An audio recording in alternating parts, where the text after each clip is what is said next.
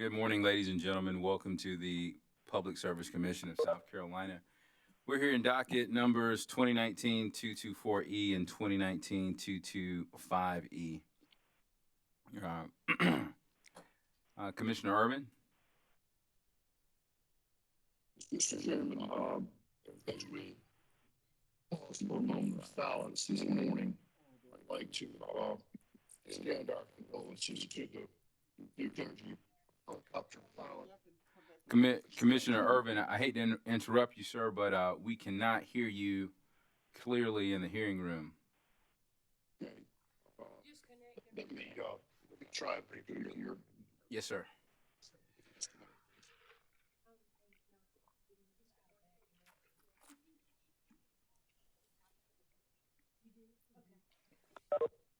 Let's see if that'll work.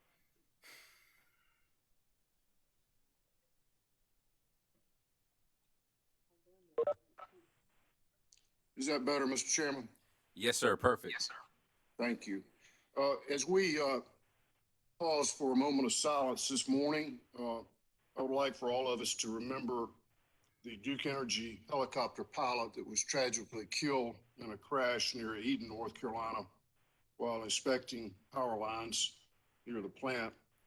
And there are two survivors that have been hospitalized. We'd like to pray for them, their families, this week. Take a moment of silence, if you would, please.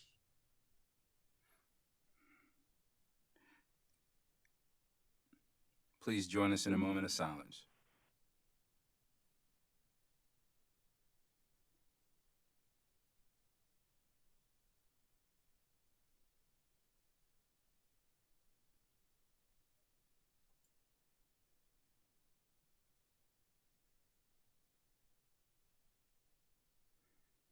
All right, thank you, ladies and gentlemen. Let's take roll.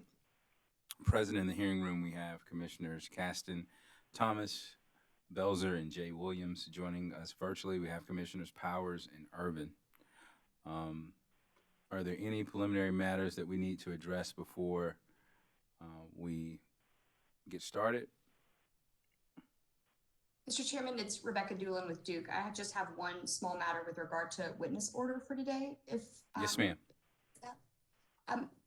The original witness order that the company submitted had Mr. Sammy Roberts beginning the company's rebuttal case. And then he was scheduled to be followed by Jim Herndon, who is one of our third-party witnesses, expert witnesses. Mr. Herndon has a flight to catch today, and he has a window of time before about 12 o'clock where he could testify today, and otherwise he would not be available until Monday. And so if there's not objection, if we get through the ORS witnesses in time, I would like to move Mr. Herndon to be the company's first rebuttal witness, and then continue with the order that we presented previously. I have mentioned this to the parties that have not had any objection to that or heard any objection to that from them. All right, that's fine. Thank you for checking with the parties before asking. That makes it a whole lot easier. So thank you. Yes, we can grant that request. And just for clarification purposes, Attorney Bateman? Attorney Bateman? Yes, sir. Oh, I'm sorry, Attorney Nelson. Yes, sir. This is Jeff Nelson for the Office of Regulatory Staff. Are you the lead counsel today? I am. I will be presenting witnesses Barron and Collin today. Okay. So I was confused yesterday. Witness Hyatt presented his direct, and that was it, correct? That's correct. Okay. And Barron and Collin are going to do the same. Is that correct? Yes, sir. Mr. Chairman, they're just going to be presenting their direct testimony today, and then we're reserving to present their sewer rebuttal testimony later. All right. Thank you, sir. Understood. So, ladies and gentlemen, I reviewed with my leadership team the witnesses that we have in rebuttal, and it is a significant list. And I don't see any way around not working on Saturday unless we make great progress today and tomorrow. So I'm going to ask the parties to be prepared to be here on Saturday. I know there's some child care issues, and if you could work through our general counsel with the parties to see if there's something we can do with the order of witnesses or or something that we can do to try to accommodate that to the best of our ability. But as I see the witness list today, we have a long way to go, and obviously we don't want to waste any time if we can, and we want to take advantage of Saturday, so we won't have so much pressure on Wednesday. All right, ORS, could you please call your next witness? Thank you, Mr. Chairman. ORS calls its next witness, Stephen Barron. Yes, Mr. I'm Barron. here. Good morning, Mr. Barron. Good morning. Could you please raise your right hand, sir? Mr. Barron, do you solemnly affirm the testimony you're about to give will be the truth, the whole truth, and nothing but the truth? Yes, I do. Thank you, sir. Please proceed. Thank you. Mr. Barron, could you please state your full name and occupation for the commission? Yes, Stephen J. Barron, and I am president of J. Kennedy and Associates, Inc., and a consultant. And are you the same Stephen Barron who pre-filed 10 pages of direct testimony in dockets 2019-224E and 2019-225E on February the 5th of this year? Yes. And do you have any changes, edits, or corrections to your pre-filed direct testimony?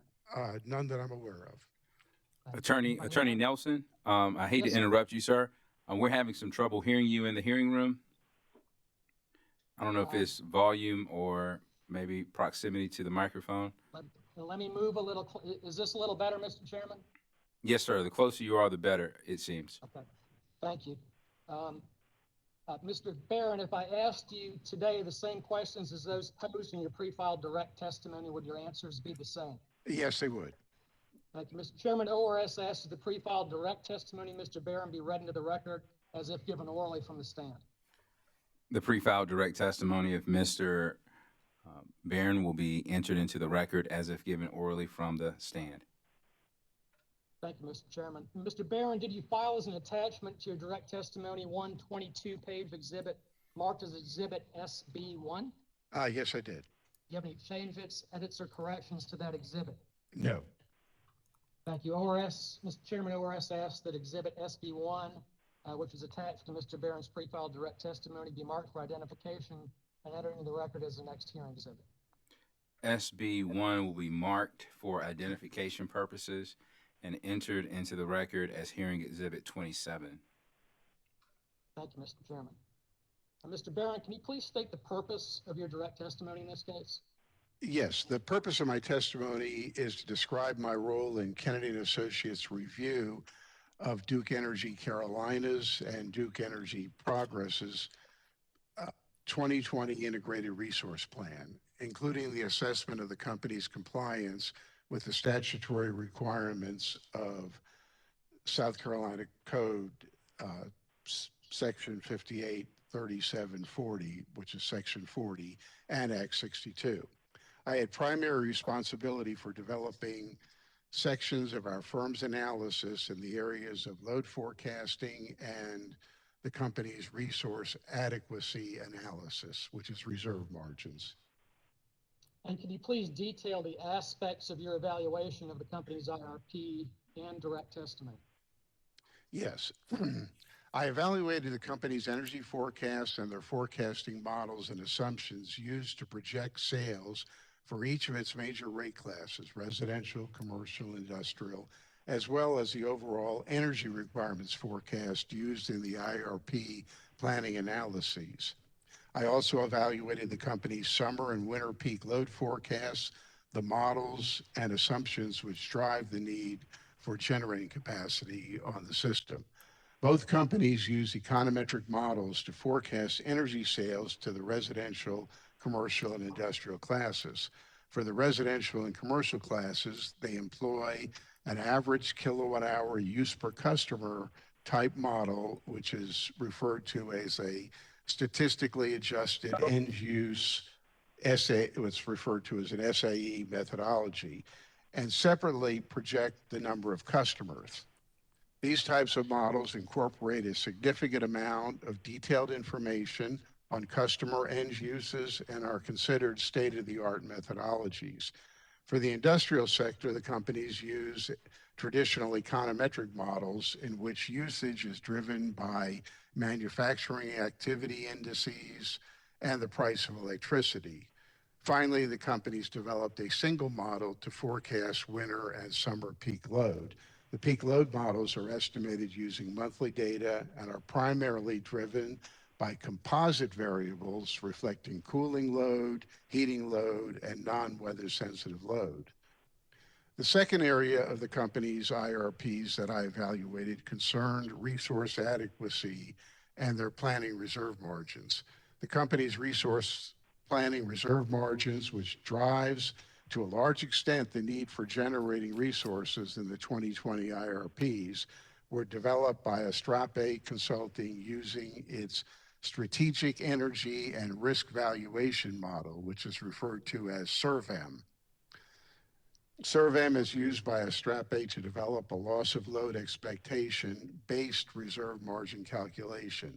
The SERVM analyses model each of the key factors that impact reliability, the ability of the companies generating resources at various reserve margins to meet customer load without exceeding the 1-day and 10-year loss of load expectation criterion.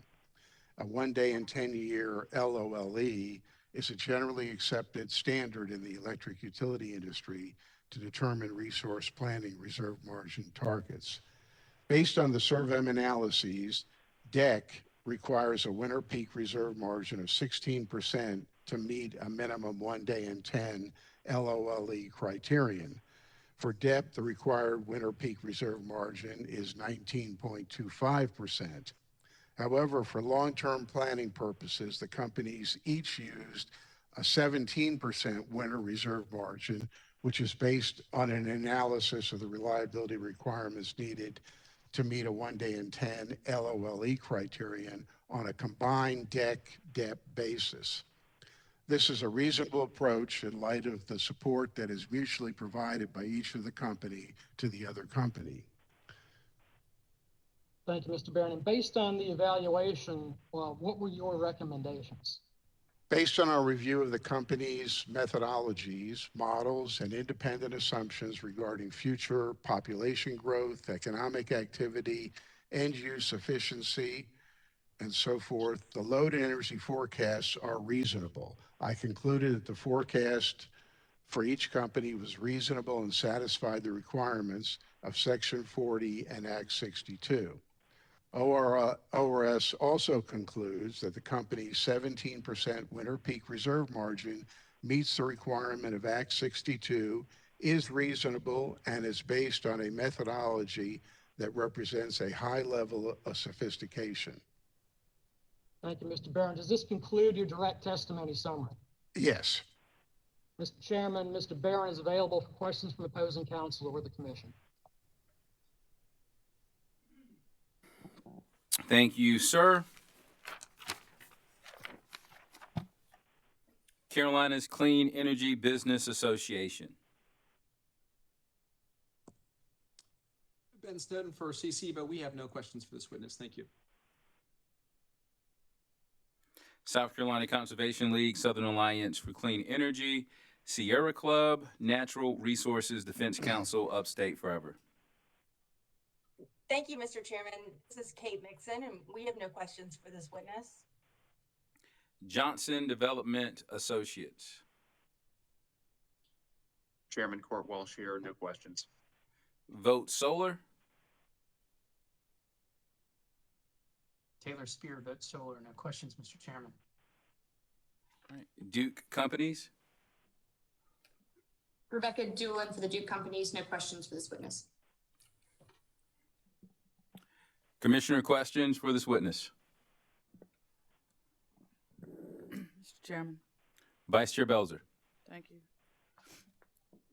Good morning, Mr. Barron. Good morning, Commissioner.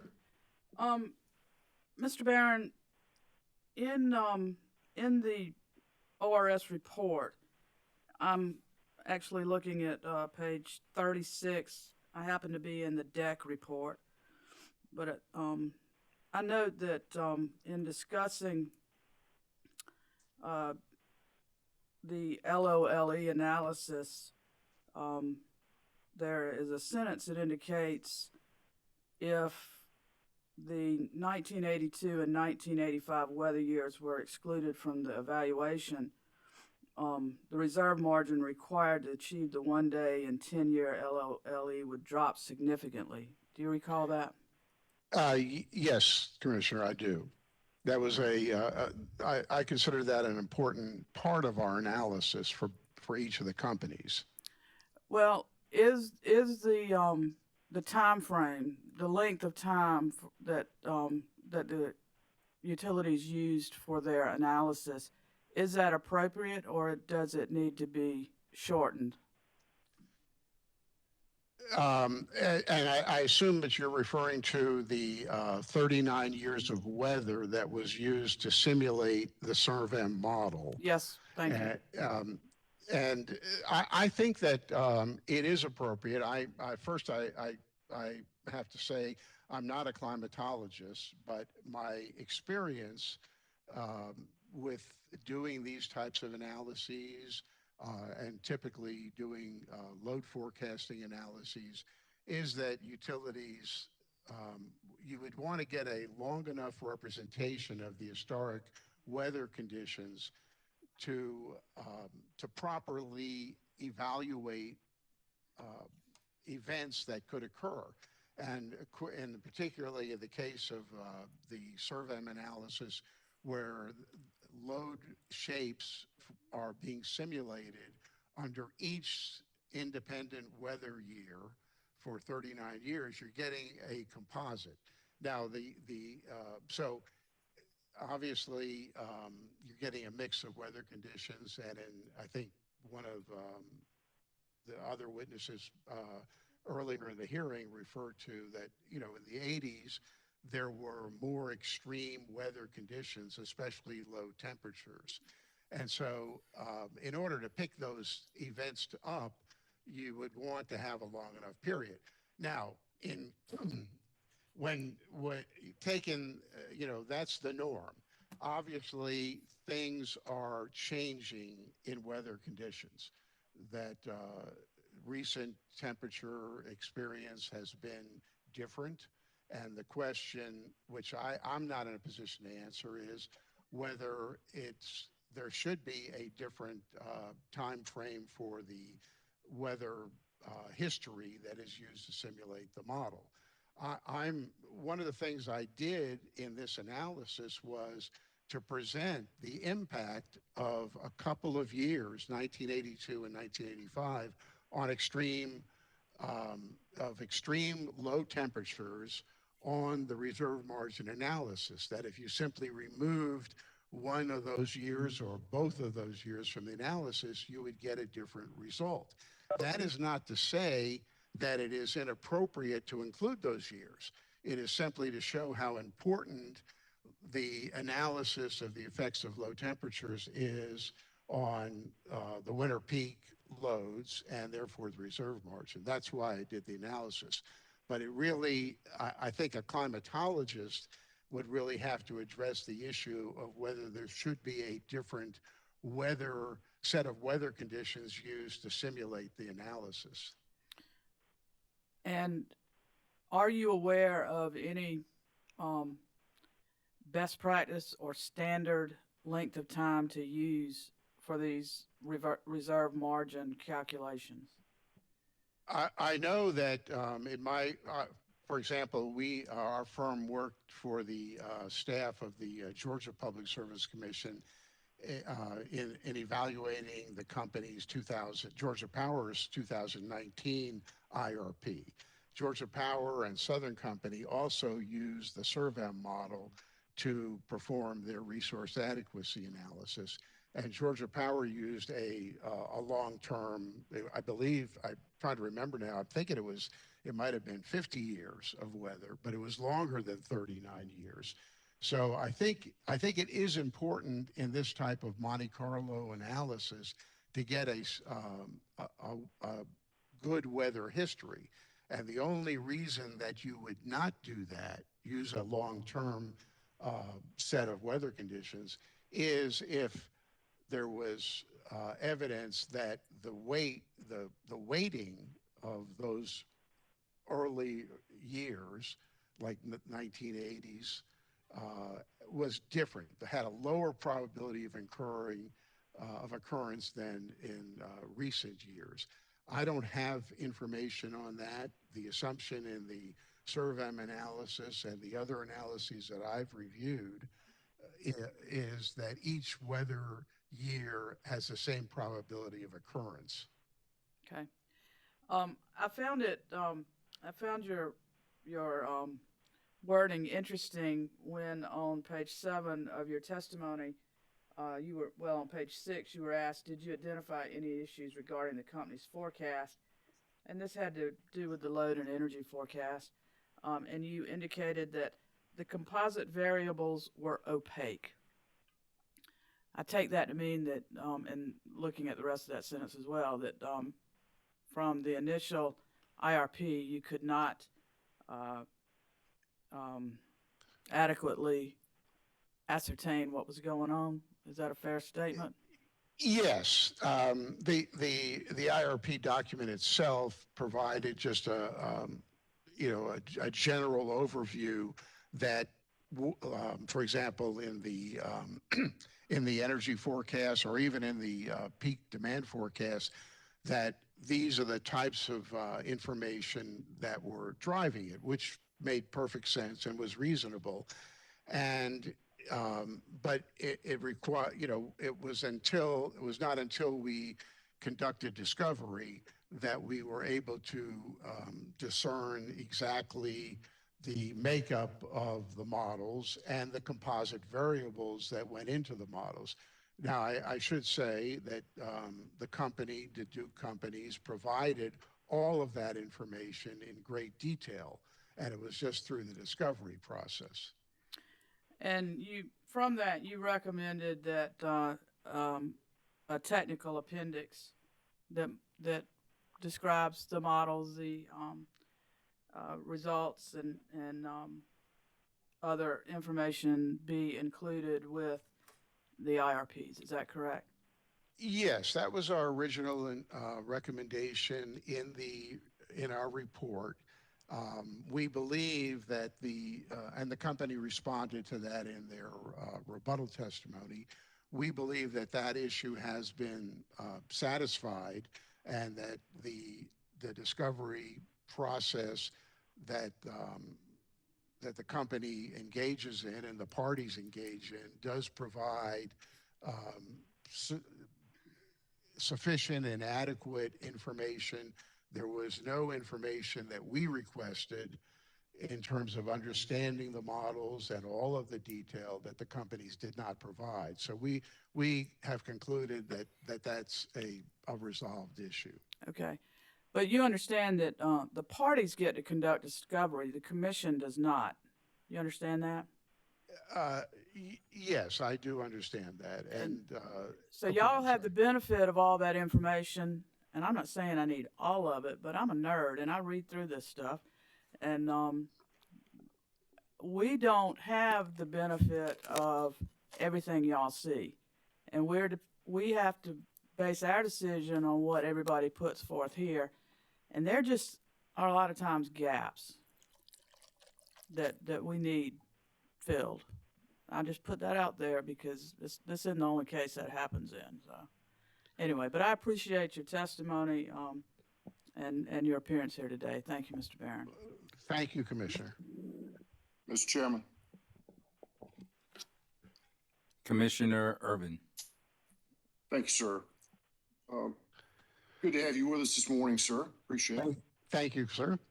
I was interested in an article in the Greenville News this morning citing one of Clemson professor who's a thermal ecologist. His name is Mike Sears, and he is quoted as saying that due to global warming, that the crop bands are actually moving north as the heat rises, and by the end of the century, the southeast United States is expected to have 100 more days of extreme heat per year, according to the 2018 National Climate Assessment, which is an annual report that goes to Congress and the president. And he's also quoted as saying, not only is climate change happening, it's probably even worse than the scientists are saying. So don't you think, just from a sensitivity analysis, that we have to take this scientific evidence into account as we try to plan for the future? Yes, I absolutely do. And I think now in the case of the Duke companies, the driving determination for resource planning is at this point is the winter peak, and that's expected to continue. So it is extreme low temperatures in the winter that is really driving the overall level of reliability on the system. But there's no question that there can be, and it's appropriate to do analyses to determine, for example, if you were only to use weather for the last 10 years or 20 years, what effect would that have on the outcome? Those are reasonable sensitivities. And so the real question, of course, is what is the best predictor for the next 15 years in terms of a weather patterns, and that's of an uncertain event. But if we see an established trend, isn't it reasonable to assume that we may stay in a summer peak longer than expected? Isn't that reasonable to make that assumption? Well, the company is the DEC is a summer peaking company, though it's relatively balanced. The DEP is winter peaking. I believe I have those correct. But from a reliability standpoint, it is relatively low probability, low temperatures that is driving the loss of load events in the modeling. And so one of the issues that I recommended, and the company agreed to in their response to evaluate further, is the relationship between extreme low temperatures, whatever they are, and load. And I think this came up in some discussions yesterday with Mr. Wilson. And I absolutely agree that type of analysis needs to be perfected.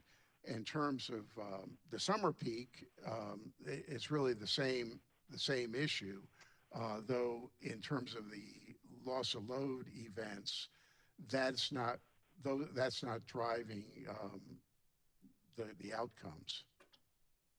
Okay, thank you, Mr. Barron. I appreciate your answer. That's all I have, Mr. Chairman. Commissioner Caston. Morning. I've drawn a blank. I forgot who I was talking to, but I remember now. Anyway, good morning. Good morning, sir. You'd mentioned Monte Carlo analysis, and the first time I'd heard that, Mr. Barron, was some years back, actually when we were looking at long-range water supply, and I'd honestly never heard of Monte Carlo analysis. As simply as you can, and preferably as briefly as you can you explain what a Monte Carlo analysis is? The Monte Carlo analysis, any Monte Carlo analysis, is basically you could do it without a computer, but I imagine it'd be very difficult. But basically, a computer analysis that simulates various probability distributions. If you had let's say a normal probability distribution of events, that there's or any probability distribution, it doesn't even have to be normal, that there's a 30% chance of a outcome 1 and a 50% chance of outcome 2 and a 20% chance of outcome 3. And so you can get, you can simulate that by effectively having the computer generate random numbers that trigger those outcomes 30% of the time, 50% of the time, 20% of the time. And that will, and the advantage of a Monte Carlo simulation is it allows you to do that with many, many different probability distributions that are all happening at the same time. So for example, in the case of the SERVM analysis, you have generator force outages that have probability distributions. And if you assume that those generator force outages are independent of some other event, like a load forecast error, then you can have random numbers effectively produced that say, okay, in simulation 1, we had all the generators operating except generator 1. And there was a load forecast error on the high side of 20% based on historic probabilities. And we had weather year 1994 occur. And we see what happens to loads, we see what happens to supply, and we measure whether there's going to be a loss of load event. And then we do that again, and we could do that hundreds and hundreds of times, and we end up getting a probability distribution of loss of load events, and you could calculate an expected value, which is the probability weighted result of all of those outcomes. So it's a very relatively easy way. The model is not simple. SERVM is obviously a very, very sophisticated and complex model, but the concept of Monte Carlo simulation is really not that different from rolling dice to determine an outcome. And if you have independent probability distributions, it allows you to come up with a composite result. So does that help? Yes, sir. It did. Okay. It did me, perhaps others, and that I definitely could not go in as much detail as you did to that extent, because I kind of understand it on a basic level. But my understanding is, and what I think I just heard you say, is while looking at the historical data inputs, temperatures or whatever is important, with the Monte Carlo analysis, it is not the band, the time period or whatever is not so important as simply the probabilities. What you put in there doesn't necessarily have to look back 100 years, 200 years, 30 years. Is that true or false? If I understand your question, it's true that, in other words, the Monte Carlo simulation, you could easily do it if you said, as an analyst, I believe that the weather conditions in the last 10 years are the most appropriate to look to the future. So you could perform the Monte Carlo simulation by just simulating those 10 years of weather and assume that in the next 15 years, one of those patterns is going to occur. One of those recent 10 years will occur in the next 15 years. It becomes more difficult, and you could even come up with a model to predict the weather. I couldn't do it, but if you had a climatologist who had a model, and there were certain probabilities associated with the outcome, you could perform the analysis in that fashion. So it is not, the Monte Carlo simulation is not dependent on the number of years of historic, let's say, weather conditions that you choose to use for your model. That's my understanding, and that was my point. in that, in essence, what we're appear to be talking about or splitting hairs about is whether you look at historical data or what. It basically boils down to, I believe, simply a policy decision based on a probability. What do we think is reasonable, being the utility, let's say, and makes us feel safe or secure? True or false? I'd say it's true. And just to go a little further, the issue here is if you're responsible for assuring that there are no more than one loss of load event occurs in 10 years. Let's say that is your objective, and that's the company's objective, and it's a reasonable one. The question you have to ask yourself is, could a 1982 weather event occur? And if it could, what's the probability? The assumption in the Duke's analysis, the Astrape analysis, is that there's a 1 in 39 chance that 1982 weather will occur. If you don't believe that, you could say, I think it's lower than 1 in 39, and run the model in that fashion. And in that sense, it's a policy decision, but it probably needs to be informed by climatological analysis. Agree. My understanding. What you said, it does, at least when we viewed it, we being where I used to work and looking at that, and I believe would be generally applicable here. Again, it is simply, there's no one right answer. There are answers, and it's a matter of picking the one that you believe is in the best interest of the utility or the customers. Having said that, if for whatever reason the choice is to, well, let's assume that everything's going to be a lot hotter in the next 10, 20 years. We're never going to have any cold spells below 32. And that's why we're going to plan. That's how we're going to plan. And if we guessed wrong, or if we do have a solar vortex, or if it's, you do have some of those moments, what could occur? And in the case of an electric utility like the Duke companies, you would have potentially severe outages that could be extremely costly.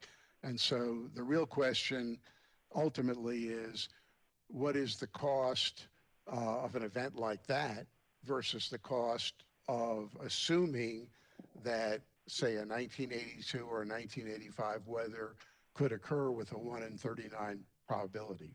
What is the cost? And the cost is perhaps a higher reserve margin. I think the analysis that I presented shows that would occur, and it simply shows how important low temperature assumptions are in an analysis. That's why I presented it, not to argue that you should do an analysis and exclude those years. But the impact, in answer to your question, is potentially catastrophic costs, and you have to compare that to the cost of ensuring, to the extent you can, that won't occur by anticipating weather conditions like that. And that's above my pay grade. I understand, but that's my understanding too. There's no one right answer. They're simply choices. And the utility, and for that matter, this commission, needs to make a choice on what do we think is the most prudent and reasonable way to go. Simple as that. Because there is no one right answer. Correct? Yes, and I mean, I concluded and I believe that what the company's analysis was reasonable and prudent, but you're exactly correct. Certainly other policy makers like the commission or certainly other parties could have different opinions. Though I think in this case, the, the only well, that's what I'd leave it at that. I understand. And finally, it does boil down to capital cost and economics too, and that, okay, if a 17% margin's good, then a 25% must be great. But that's not necessarily correct. I mean, I, I, I think I've heard the analogy before. You can build a house to withstand a tornado, but you probably couldn't afford the house. So Right. the point with this and the probabilities and the decisions relative to policy are simply that, balancing cost versus the probability that something bad could happen. If it's happened in the past, will it happen in the future? Is that a fair statement? Yes, absolutely. All right, finally, I believe, and I guess the Duke folks could answer this, you'd said earlier about the Duke being a summer peaking versus winter. I think I understood them to be a winter peaking now, but I don't know. They can probably clear that up. On a combined basis, they are, yes. Okay. Well, thank you, Mr. Barron. You've been very gracious and explained well to me. Thank you. Thank you, Commissioner. Any more commissioner questions for this witness? Mr. Barron, I have a couple of questions for you. Yes, sir. Just in layman's terms, if you will the planning that you've seen in Duke's IRP, will it keep grandma warm during a polar vortex? I missed the part of your question. I'm sorry, Commissioner, Mr. Chairman. Duke's IRP, do you think it's sufficient, the plan they presented?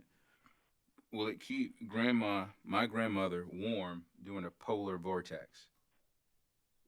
The worst case scenario. I don't know that I think from a reasonableness standpoint, the company's analysis of which concluded on a combined basis a 17% reserve margin is adequate and appropriate. The answer would be yes, but obviously any event could occur. It's still a probabilistic analysis. Weather could be a lot colder than anyone anticipates. There could be generator outages that no one anticipates because probabilities work that way. And so I don't think anybody can guarantee that there won't be problems. The assumption, the hope is, and the plan is, and it's reasonable to plan for, in this case, a 17% reserve margin, that would be sufficient to provide a reasonable level of reliability. And remember, even under under the standard criterion, there's still one day in 10 years that you won't meet it, and it could be next January 15th. You just never know.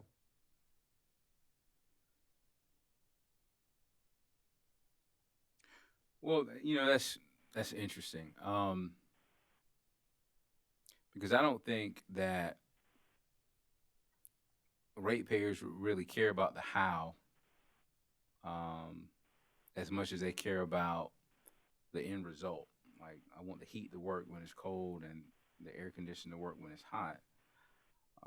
Now, Commissioner Caston brought up an interesting point that if you build a house to withstand a tornado, maybe you couldn't afford it.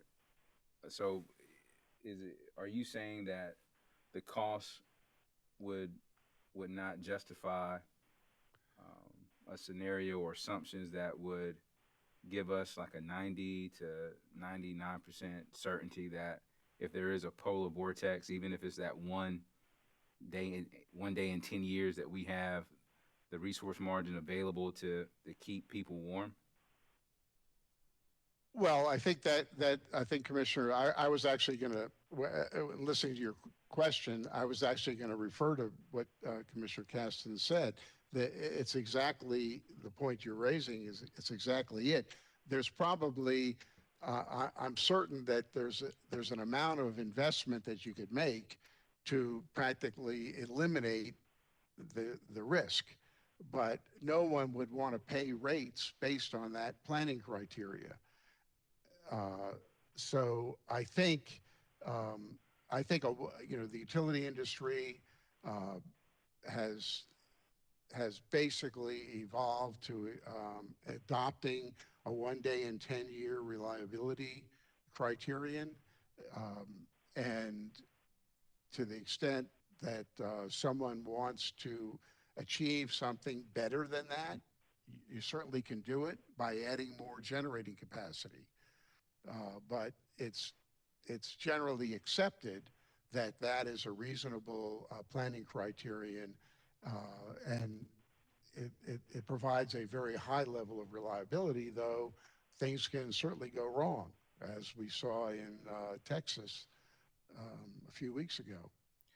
Right. Well, what's interesting about what happened in Texas, and I don't know all the facts, and I don't pretend to know all the facts, but it seems to me that there's some who say or believe that, I mean, they saw that 1 day coming.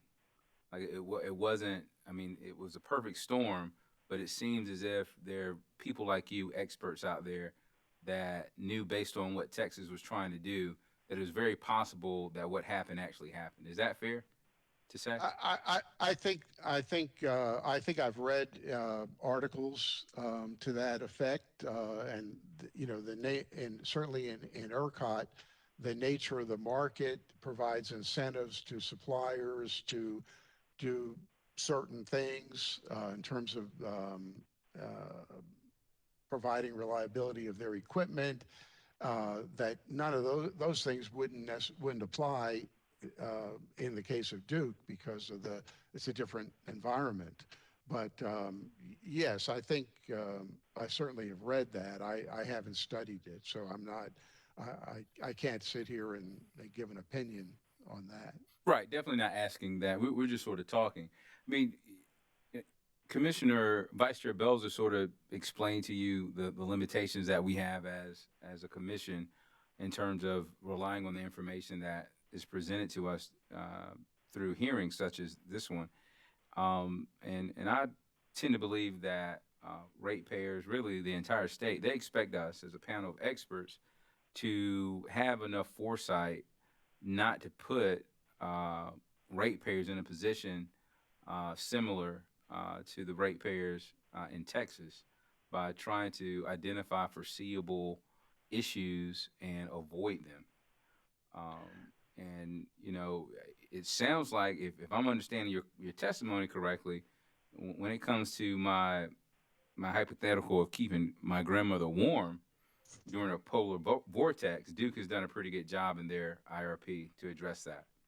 Yes, I would say that, and it's a reasonable assumption. It's not a 17% winter peak reserve margin is it appears to me to be a good result and a prudent result.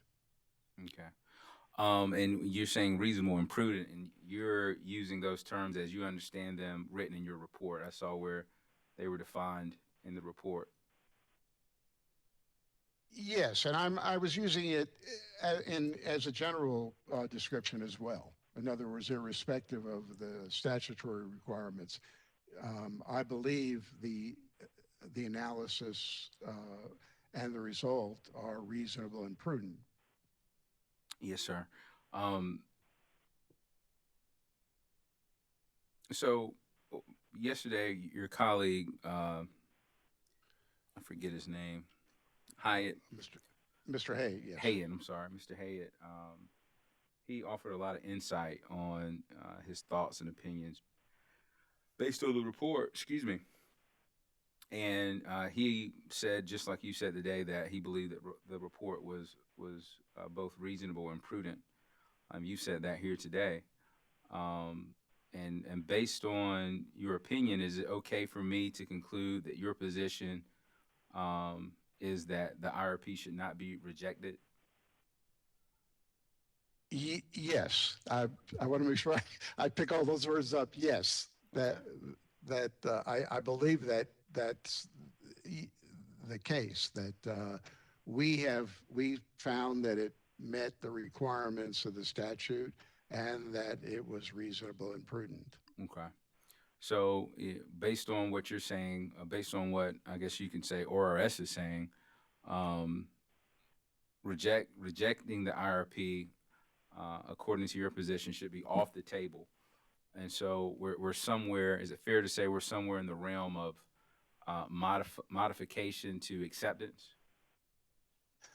I guess I'm a little hesitant to ask because I think there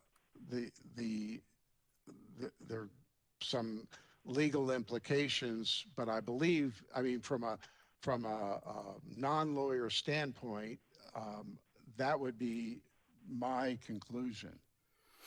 Okay. No, I'm not asking for a legal opinion. I'm just, you're the science guy, if you will. I'm asking based on your expertise in this area. Yes, I think that we've identified concerns that we had. We feel like they have been addressed. As Mr. Hayat said, we believe that the processes are in place and will be in place to address any additional issues with updates and stakeholder processes. And we believe that that the IRP it is reasonable. Right. And so I noticed in your report that you all looked at other utilities IRPs. Is that correct? Yes, I saw in the section on reserve margin, just as a sort of a comparative purpose, I presented the results of reserve margins for other IRPs, but we have reviewed IRPs in a number of other jurisdictions. Mr. Hayat has been involved in many cases and reviewed IRPs over many years for a number of utilities. And I think he was saying yesterday in the range of 100 to 150 IRPs. So the answer is yes. We were recently involved on behalf of the Georgia Commission staff in reviewing Georgia Power's 2019 IRP. Mr. Hayat was involved in reviewing many other IRPs of Georgia Power preceding that, and we're still involved. We are involved currently in various processes related to the company's IRP in terms of issuing RFPs for new resources and other issues. So we are continually involved in this type of activity.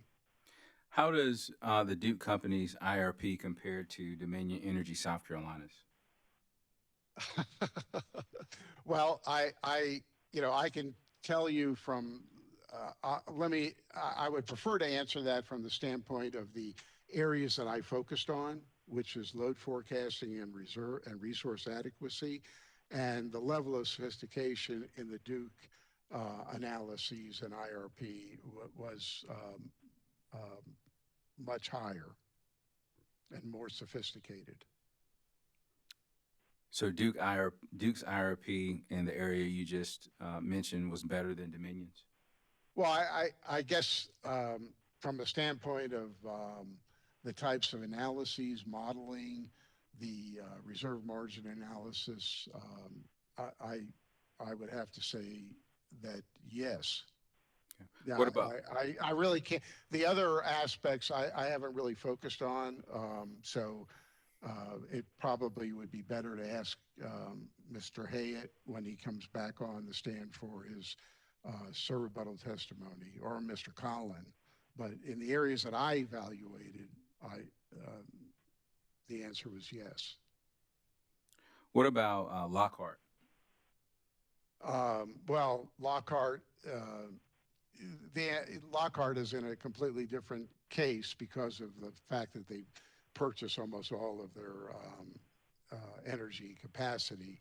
But So would it be yes, fair to say the answer would be yes, that Duke's was is better? more sophisticated at a higher level. Okay. Well, sir, thank you. Those are all the questions I have. I really appreciate your testimony. You all run an impressive shop. Thank you, Mr. Chairman. I appreciate it. If there are not any other questions from the commission, is there any redirect? No redirect, Mr. Chairman. Thank you. All right, Attorney Nelson. Mr. Barron, you may step down for now. You're All right, still thank under you. oath. Yes, sir. Attorney Nelson, would you like to call your next witness? Yes, thank you, Mr. Chairman. ORS would call Lane Collin as its next witness. Mr. Collin? I think you may be on mute, Mr. Collin. Correct. Yes. Thank Hear you. you now? Yes, sir. Yes. Do you solemnly affirm affirm that the testimony you're about to give will be the truth, the whole truth, and nothing but the truth? Yes. All right, sir. Please proceed. Thank you, Mr. Chairman. Good morning, Mr. Collin. Can you please state your name, your full name and business address and occupation for the commission? Yes. My name is Lane Collin, and I'm a vice president and a principal with the firm of J. Kennedy and Associates. My business address is 570 Colonial Park Drive, Suite 305, Roswell, Georgia 30075. And are you the same Lane Collin who pre-filed 14 pages of revised direct testimony with this commission in these dockets on March the 4th of this year? Yes, indeed. Do you have any changes, edits, or corrections to your pre-filed revised direct testimony? No. If I asked you the same questions today as those posed to you in your pre-filed revised direct testimony, would your answers be the same? They would. Thank you. Mr. Chairman, ORS asks the pre-filed revised direct testimony, Mr. Collin, be read into the record as if given orally from the stand. Mr. Collins' pre-filed revised direct testimony will be entered into the record as if given orally from the stand. Now, Mr. Collin, do you file as an attachment to your revised direct testimony 136-page exhibit marked as Exhibit LK-1? Yes, I did. That's my resume. And it includes all of my expert appearances. Thank you, sir. Do you have any changes or corrections to that exhibit? No. Okay. Mr. Chairman, ORS asks that Exhibit LK-1, which is attached to Mr. Collins' pre-filed revised direct testimony, be marked for identification and entered in the record of this case as the next hearing exhibit. Exhibit LK-1 will be marked for identification purposes and entered into the record as hearing exhibit 28. Thank you, Mr. Chairman. Mr. Collin, did you prepare a summary of your direct testimony? Yes. Could you please present it for the commission at this time? Yes. In my direct testimony, I described my role in assisting ORS in its review of the Duke Energy Carolinas and Duke Energy Progress IRPs, and I summarized the conclusions and recommendations for which I had primary responsibility. My conclusions and recommendations are reflected in the ORS reports attached to Mr. Sandonato's direct testimony. I had primary responsibility in 4 areas: resource planning, economic evaluation of portfolios and sensitivities, risk analysis, and customer rate impact. And I'll summarize my role, my findings, and recommendations with respect to each of those areas, starting with resource planning. In their respective IRPs, the Duke companies each provide a series of 6 resource portfolios, which they refer to as potential pathways for how the company's resource portfolio may evolve over the 15-year period, and that would be 2021 through 2035, based on current data and assumptions across a variety of scenarios. The Duke Energy Company's 6 portfolios address a broad and reasonable range of demand side, supply side, storage, and other technologies as required by Act 62. The portfolios allow the Commission to consider and compare economic and accelerated coal retirement schedules, additions of new renewables and storage resources, additions of advanced technologies, and aggressive CO2 reduction targets. The companies also conducted a reasonable set of sensitivity analyses, including a range of DSM fuel prices and carbon dioxide prices. The second area that I had primary responsibility for was the economic evaluation of the portfolios and sensitivities. In general, the company's analyses provide reasonable quantifications of the cost for each portfolio and each sensitivity for planning purposes based on the portfolios and sensitivities that were studied, and given the assumptions utilized to model the existing resources, especially fuel, variable operation and maintenance expenses, and purchase power expenses, operating performance of the existing and new resources in PROSIM. PROSIM is the production cost model that was used to simulate the Duke Energy Company system, the capital costs of the existing coal-fired resources subject to retirement, incremental transmission capital costs necessary if the existing coal-fired resources are retired, and capital costs, fixed operating expenses, transmission infrastructure costs, and other assumptions necessary to model the new generic resource additions. To the extent these assumptions are modified, then the quantifications, rather obviously, will change, and the relative differences between and among the portfolios and the sensitivities also will change.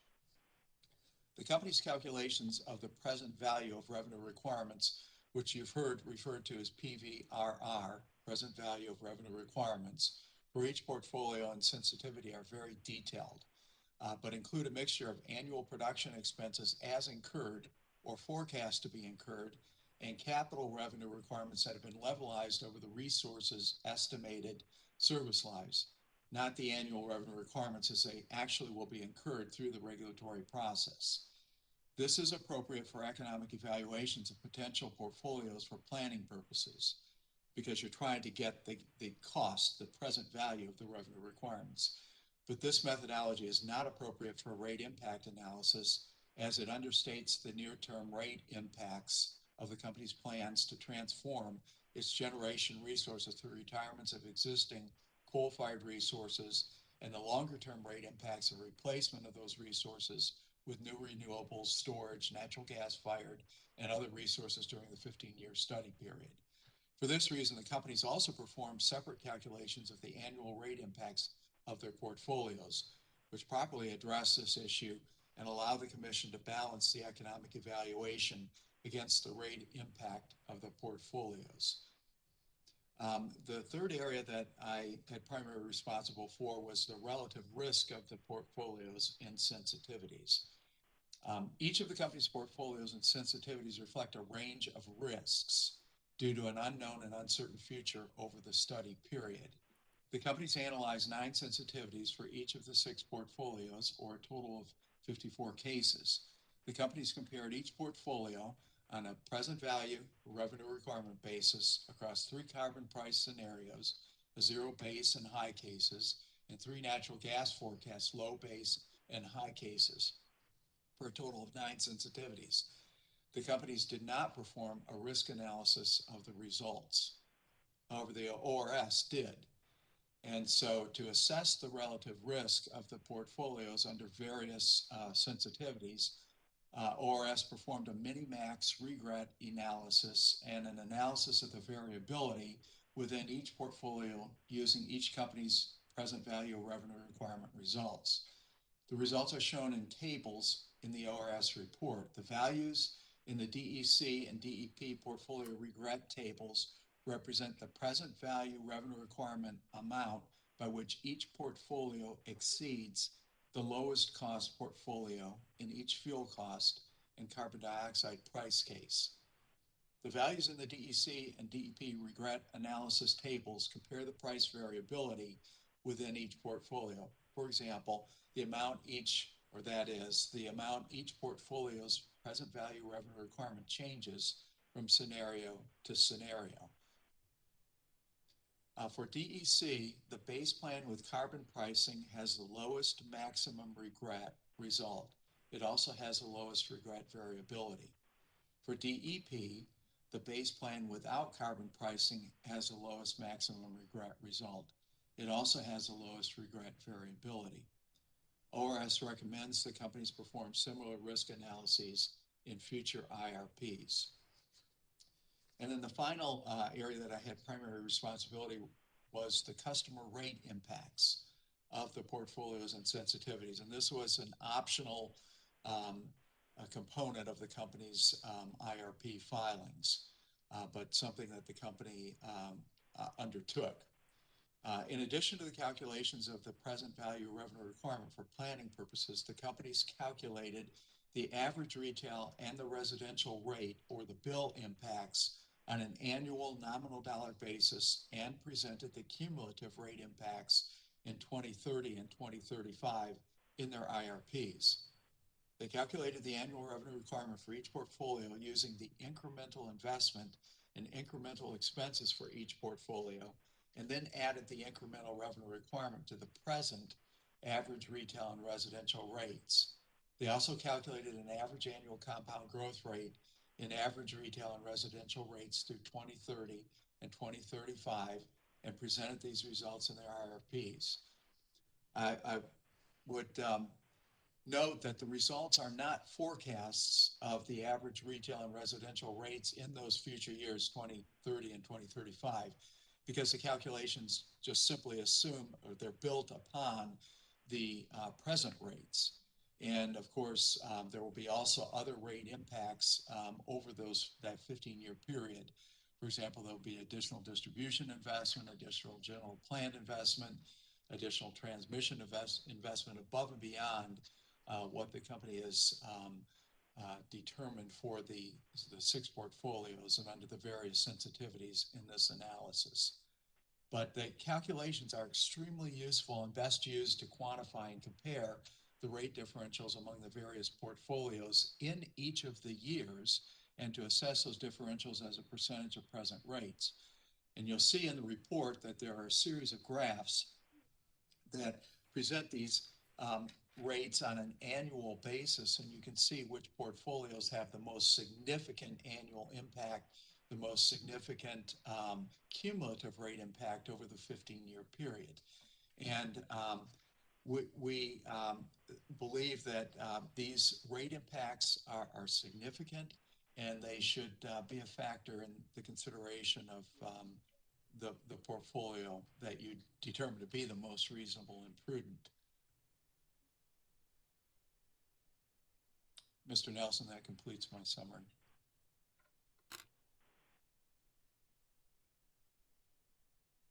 Excuse me, I was on mute there, Mr. Chairman. Mr. Chairman, Mr. Collin is now available for questions from opposing counsel or the commission.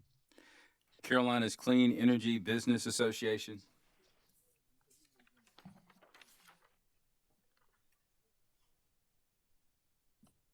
Ben Snowden for Carolina's Clean Energy Business Association. Mr. Chairman, we do not have any questions for this witness. Johnson Development Associates.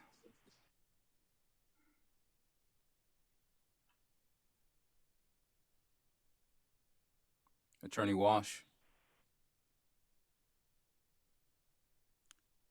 Attorney Walsh. Mr. Chairman, Frank Ellerby for Duke. Mr. Walsh put on the chat indicated that he had a fire alarm event in his building and had to leave for a while. So that may be why you're not hearing from him. Thank you for letting me know, sir. And Mr. Chairman, just as you were mentioning me, I just got back to my desk. The universe is with you. Any questions for Mr. Yeah, Mr. Chairman, Johnson Development doesn't have any questions. No questions? Thanks for your patience. Okay. Vote Solar.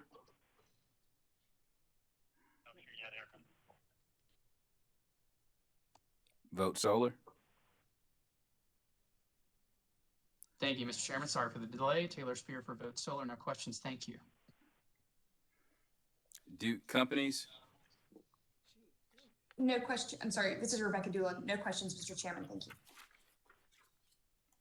All right, Commissioner questions for this witness? Chairman Williams. Commissioner Caston? Good morning, Mr. Collin. Good morning. And it is Collin, correct? That's correct, yes. Okay, good. Thank you. I think page 8 of 50 of your revised direct testimony,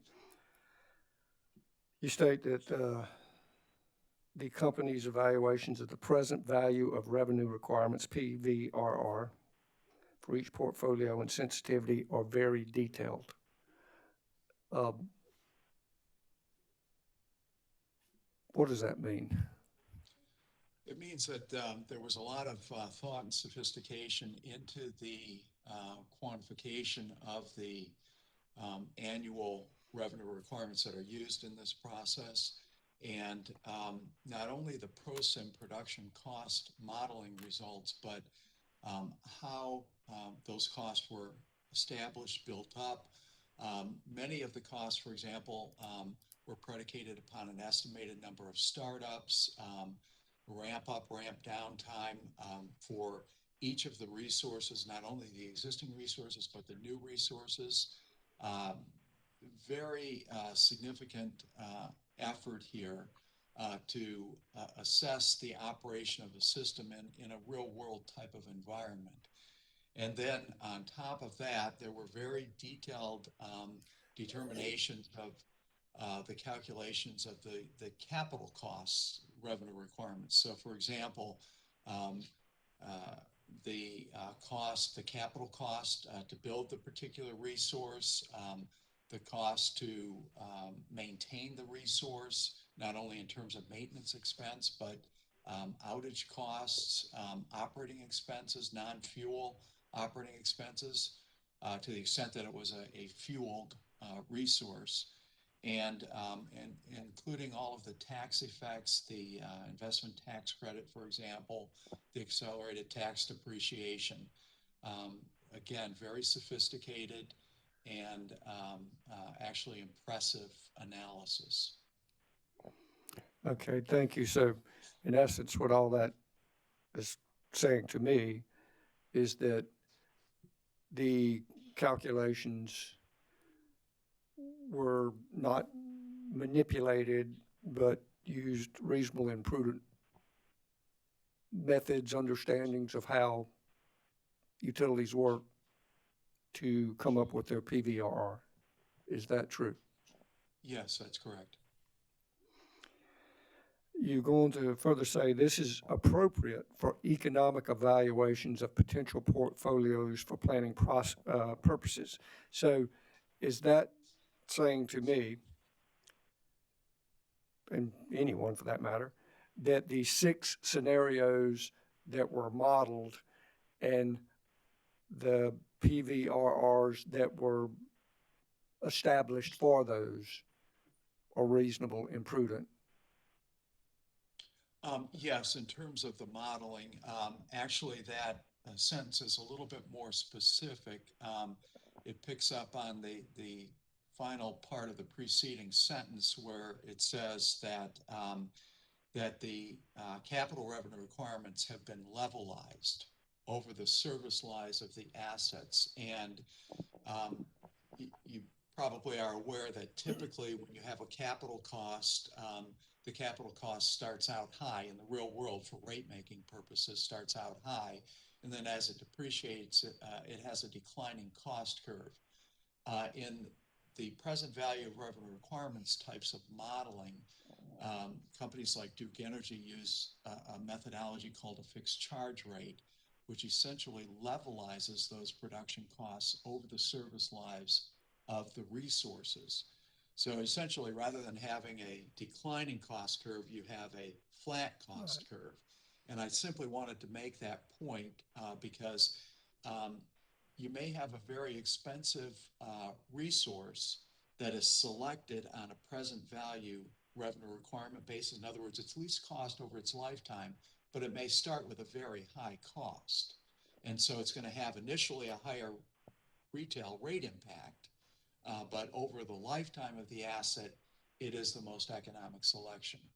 And for example, Duke Energy's system optimizer, which selects economically the resources that will be added into any of the resource plans, uses this levelized cost for that purpose. Now, to make sure I understand that, are these capital costs levelized so that, I guess, all things equal? I heard the apples to apples and all that terminology used. So all options can be evaluated or measured, I guess, on equal footing, all things equal? I think that's a good way to present it, yes. That summarizes it very accurately. And the second part of that sentence says, but it is not appropriate for rate impact analysis. And you're going to say it understates near-term rate impacts. I'm assuming that's in sort of what we were just talking about, but can you? Yes, that's correct. Yeah, because when an asset first goes into service, it's really at its peak cost.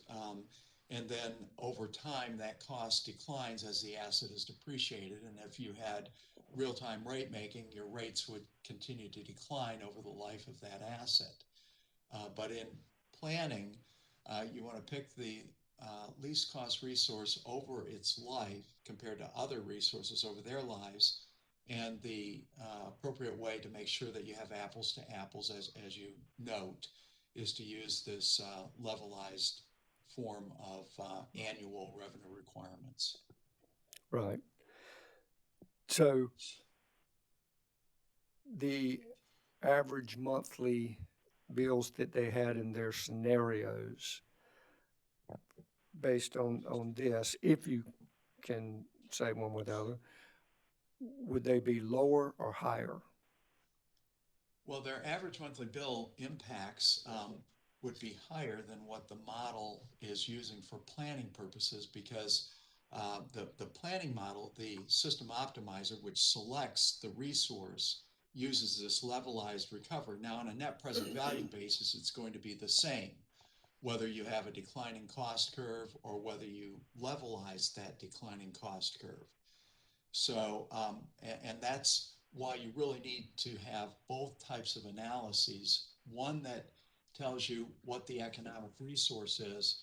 The other analysis tells you what the real world rate impact is going to be.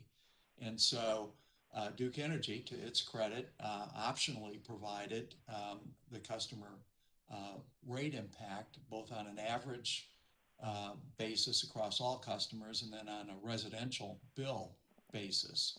And you can see in the graphs in our report that in the years when new resources come in, there's significant spikes up in the rates. And you can see from those charts on a cumulative basis which portfolios have the most significant rate impacts. And as you can imagine, the base case with no carbon has the least cost and the least customer rate impact over the 15-year study period. And as you can imagine, some of the portfolios that have greater carbon reductions have a greater rate impact as you move through the 15-year period. And so these are things that, in my experience, commissioners are interested in because, you know, that's the real world that the customers on a utility system live in. What do they pay in any particular year? And there's just a balance there. You want to make sure that the resources that are selected, that are being planned for the future, are the least cost, but you also want to consider the rate impact of those resources. Understand. And so the PVRR for the scenarios is appropriate methodology for the average monthly bill using the levelized value, maybe among other things, actually probably causes the average monthly bill to be less than it would if you did it in a more real world way where you're having an initial capital cost and you're going to get those costs covered earlier in a rate case. Is that a fair assessment? Yes, that's exactly right. So in your opinion, as far as that particular model and the scenarios, they are reasonable and prudent methodology and outcomes? Yes, and that is standard for this type of integrated resource planning. And the company's calculations of the customer bill impact, although we have some disagreements as to some of the more detailed aspects of their methodologies, do reflect the declining cost of these assets over time. And so from that perspective, those calculations are correct as well. Thank you, Mr. Collins. You're welcome. Questions for Mr. Collins from commissioners? Mr. Chairman. Commissioner Powers. Thank you, Mr. Chairman.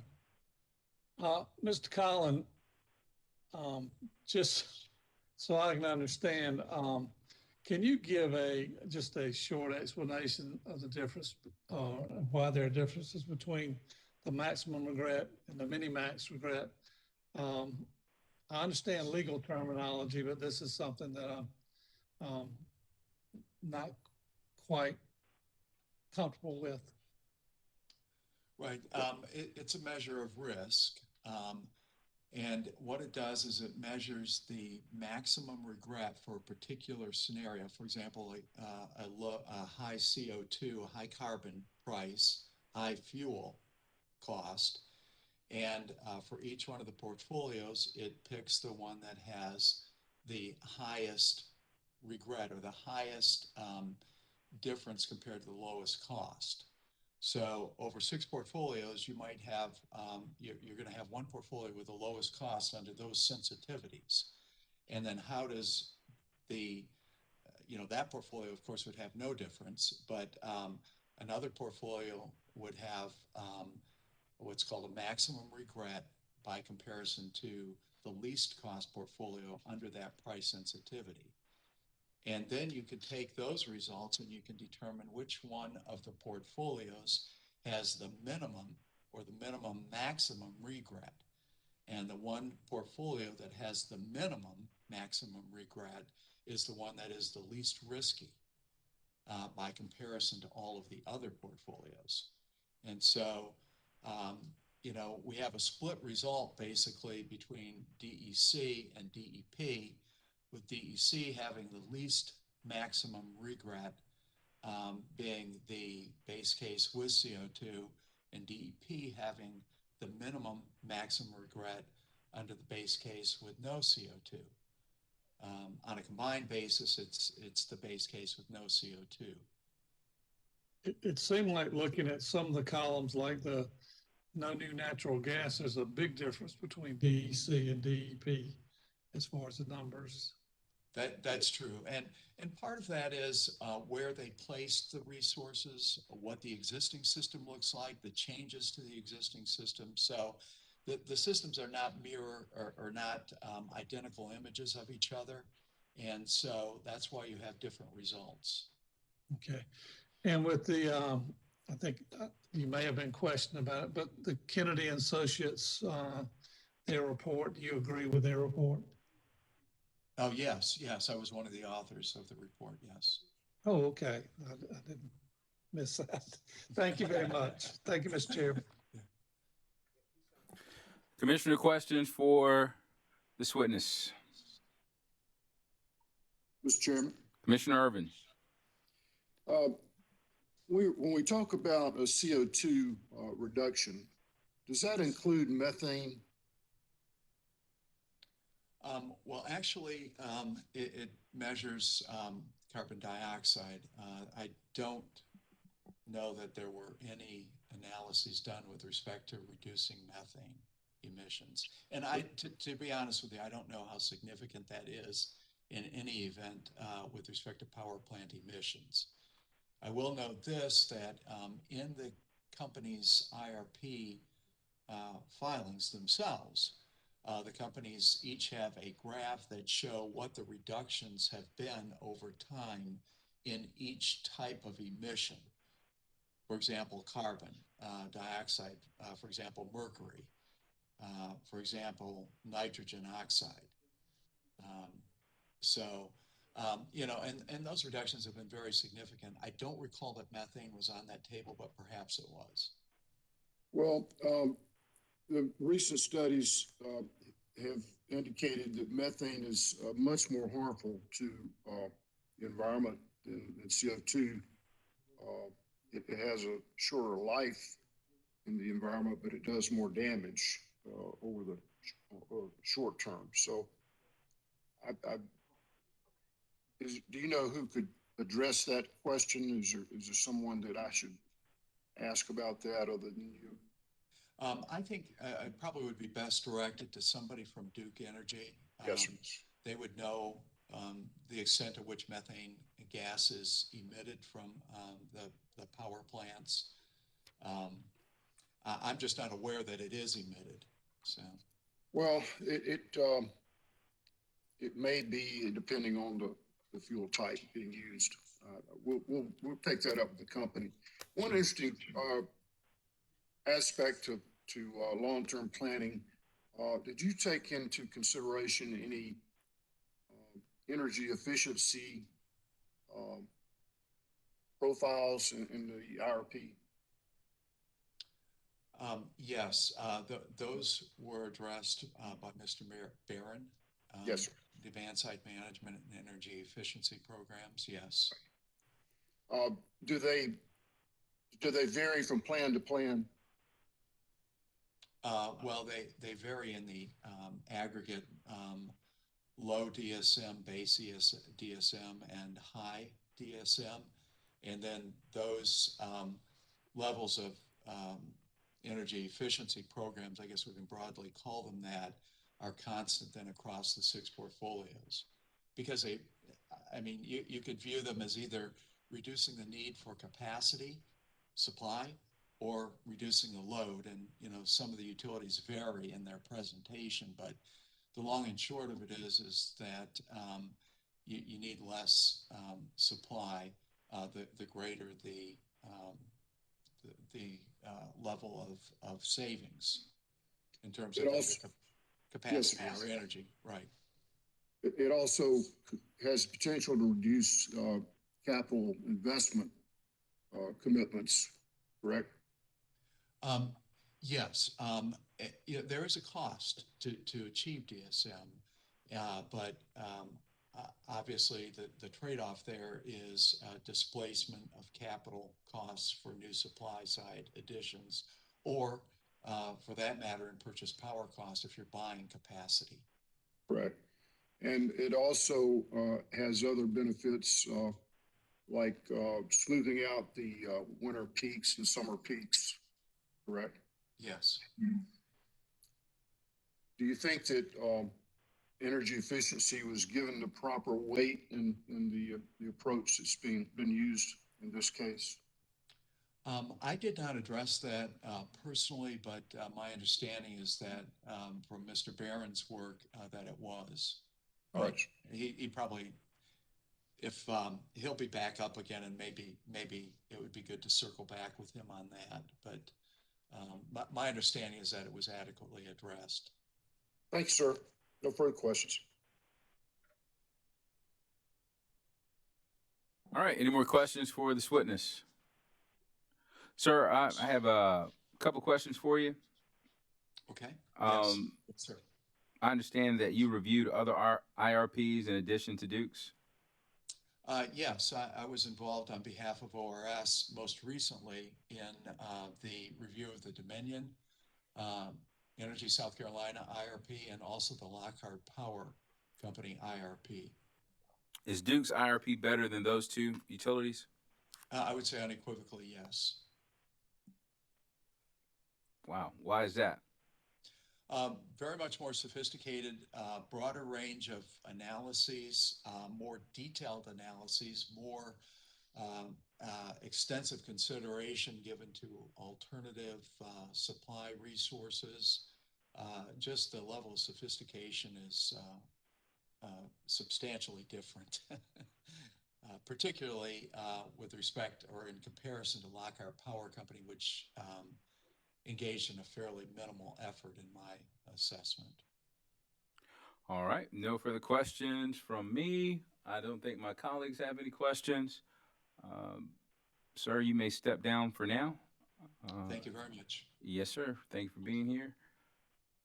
Attorney Nelson. Thank you, Mr. Chairman. That concludes ORS's presentation of the direct testimony.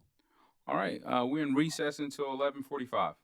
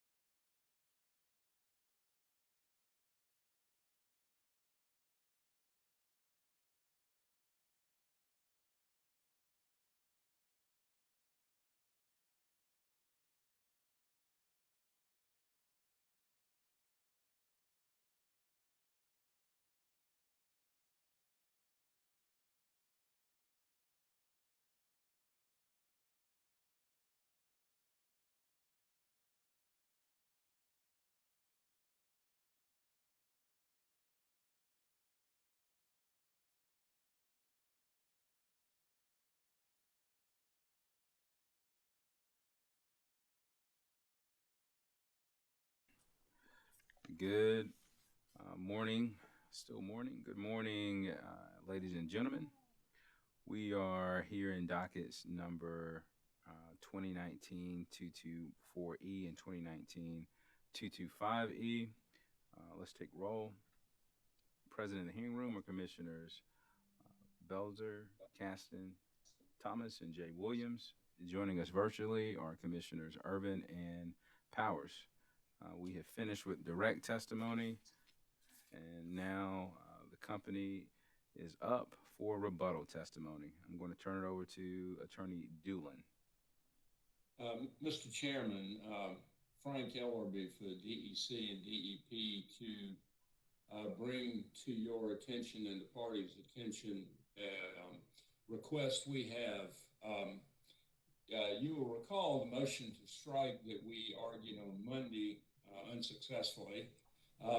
We have 3 witnesses that we would like to ask fairly limited questions. The witnesses are Roberts, Bach, and Snyder.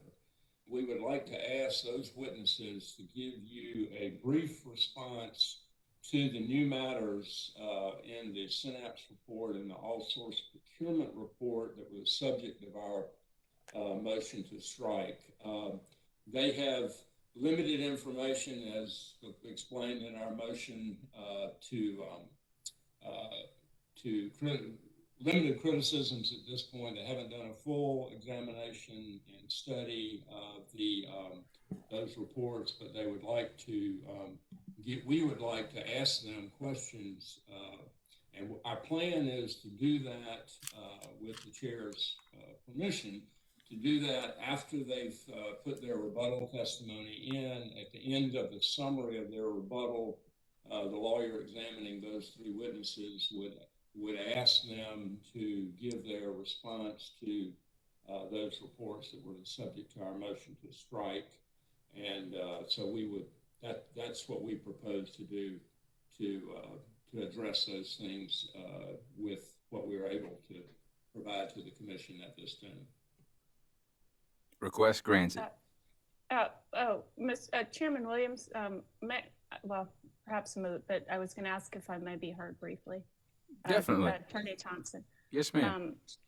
Don't necessarily object to that request, but Coastal Conservation League et al. Did present one of those witnesses, Ms. Rachel Wilson, or did file one of those witnesses' rebuttal jointly with Carolina's Clean Energy Business Association.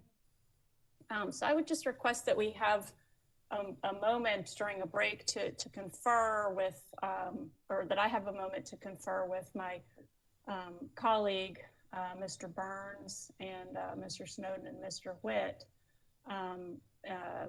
just to determine whether there is any objection, understanding that you've now just granted the request. I don't necessarily think there would be an objection, but would like an opportunity to confer, and also would like, if you wouldn't mind, asking Mr. Ellerby which witnesses specifically would be offering that additional testimony. Good. Mr. Chairman, the witnesses, Roberts, Bach, and Snyder, and there are some exhibits that we propose to use in support of that responsive testimony, and those are being circulated momentarily. If we simply wanted to get a ruling from the chair before we sent out exhibits that might have caused confusion, so those are being circulated now. Mr. Chairman, Taylor Spear, Vote Solar. Just to note for the record that Vote Solar is a co-signer of the opposition to the motion to strike. That's all. Thanks. Mr. Chairman, this is John Burns for CCBA. Yes. I tend to agree with Attorney Thompson that your ruling has probably mooted all of this, but I just wanted to note in response to Mr. Ellerby's motion that he described new materials that was filed by CCBA and others. And of course, that was a lot of the argument that we had on Monday, that those didn't qualify as new material under South Carolina law, but were in fact proper rebuttal testimony. But as we said in our brief, the commission has a great deal of discretion in what it wants to hear and how it wants to hear it. So we certainly will defer to your ruling, sir. But we do ask that if there is any possibility that Mr. Ellerby provide the expected reply testimony, if it's written down, so that we can, or the sir rebuttal testimony, so that we can take a look at it, as we've done with all other testimonies submitted to the commission so far. Request granted. Thank you. Mr. All right. Chairman, on that last point, if we have, I'm not the lawyer that's putting up those three witnesses. So, however, as I understood what Mr. Burns asked for, if we have it written down, we have been required to provide it, and that's what we will do. And I believe that it has been, in terms of a summary form. So we will comply with that ruling. All right. When do you think you will be able to send that out? Mr. Brightsword, I saw you pop up on the screen. Can you help me out there on that? Yes, sir, Mr. Ellerby, I can help you out. So, Mr. Chairman, in light of your ruling that the limited direct examination of Mr. Roberts, who'd be the first witness that I plan to put up on these new materials, would be allowed, I have just now circulated the exhibits that were limited exhibits that would be presented to the commission, to all the parties. I plan to ask him about 6 or 8 questions about the synapse report and his initial review of that. That is something that we have not developed pre-filed testimony for, but will be presented orally, and the parties will have the opportunity to review the exhibits. And to the extent that their witnesses want to respond in limited rebuttal, I would think they'd have the opportunity to do that. But there's not a pre-filed piece of testimony that is drafted at this point, sir. Mr. Chair, in response to, may I speak in response? Briefly? Yes, sir. Thank you. Again, this is John Burns for the record. The only thing we'd ask then, if there's no written testimony, that we have the opportunity perhaps to recall Roberts as part of our rebuttal case, just in case. I mean, I'm not saying we will, but if there's testimony we haven't had an opportunity to review, along with exhibits we haven't had an opportunity to review, there may be some testimony delivered that we'd like to revisit. That's just something we'd like to keep in reserve, if that's at all possible. Yes, sir, it is. I think that's fair. Thank you. One more thing, Mr. Chairman, if I may ask, if I may inquire, again, Goodwin Thompson for Yes, ma'am. Conservation League. Just clarification or clarity on the witness order henceforth would be helpful, I think, because if Mr. Roberts is up next, that just is putting us in a different position than if I think Mr. Herndon was perhaps originally going to be slotted in. But so any clarification on the company's presentation of its case and witness order would be helpful at this point. Attorney Ellerby.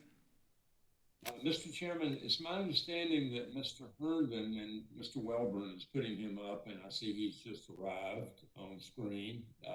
I'll turn it over to Pam to respond. Attorney Welburn. Thank you, sir. Mr. Chairman, on this point, Mr. Herndon is available. He does have a flight to catch, as Ms. Doolin mentioned earlier. He has a hard stop at 12:45. I think we can make a lot of progress between now and then. But to the extent he needed to remain under oath and return this evening after 6, that's also something that could be an option. In the alternative, Mr. Chairman, we could put Mr. Herndon up on Monday, but I'll defer to you as to what the right path there is. I mean, if it's 45 minutes, he needs to be on the plane. I think it's probably best to put him on Monday. Yes, sir. He has to leave at 12:45 to make his flight. So we do have a little window there in case that clarification is helpful for you. Well, you tell me. I mean, when you say substantial progress, do you think we could finish the witness? I have a short testimony summary for him. So my part won't take very long. It really depends on the interest of the other parties in terms of cross, as well as the commissioner's interest. Mr. Chairman, this is Kate Nixon. I would note, I mean, we do have probably about 20 or so minutes of cross-examination planned for Mr. Herndon. Thank you for sharing that. And Mr. Chairman, this is Ben Snowden with CCBA. We do not have any cross for Mr. Herndon. Okay, well, let's try it. No cross for Mr. Herndon. Let's try it. All right, so I think witness order is Herndon, Roberts, Bach, Oliver, Kalimba, Santiani. Hopefully I said that right. And then Snyder. Yes, sir. I think that's correct. All right, your show, Attorney Wilburn. Thank you, sir. The companies would next call to the stand Mr. Jim Herndon. Mr. Herndon, if you would take the stand and raise your right hand. All right. Do you solemnly affirm the testimony you're about to give will be the truth, the whole truth, and nothing but the truth, sir? Yes, I do. All right. Please proceed. Thank you. Mr. Herndon, would you please state your name for the record? Yes, my name is Jim Herndon. By whom are you employed and in what capacity? I'm employed by Nexen Incorporated. I'm a vice president in our strategy and planning practice within our utility services business unit. And did you prepare or cause to be prepared 17 pages of rebuttal testimony that were pre-filed with the commission in this proceeding? Yes, I did. If I asked you the same questions that were contained within your pre-filed rebuttal testimony this morning, would your answers be the same? Yes. Mr. Chairman, at this time, I would ask that Mr. Herndon's pre-filed rebuttal testimony be entered into the record as if given orally from the stand. Mr. Herndon's pre-filed rebuttal testimony will be entered into the record as if given orally from the stand. Thank you, Mr. Chairman. Mr. Herndon, did you also prepare or cause to be prepared 2 exhibits that were attached to your pre-filed rebuttal testimony? Yes. Do you have any changes to those exhibits at this time? No. Mr. Chairman, I would also ask that Mr. Herndon's pre-filed exhibits be entered into the record as the next hearing exhibit. Mr. Herndon's pre-filed exhibits, I believe 1 and 2, will be marked as a composite exhibit and entered into the record as hearing exhibit 29. Thank you, Mr. Chairman. Mr. Herndon, as Vice President in Nexen's Utility Services Business Unit, what are you responsible for? I'm responsible for providing consulting services for Nexen's clients in the field of energy efficiency and demand-side management initiatives. In this capacity, I primarily focus on EE and DSM planning, including analysis of EE and DSM market impacts, assisting utilities in the identification of EE and DSM opportunities, and the development and design of EE and DSM program initiatives.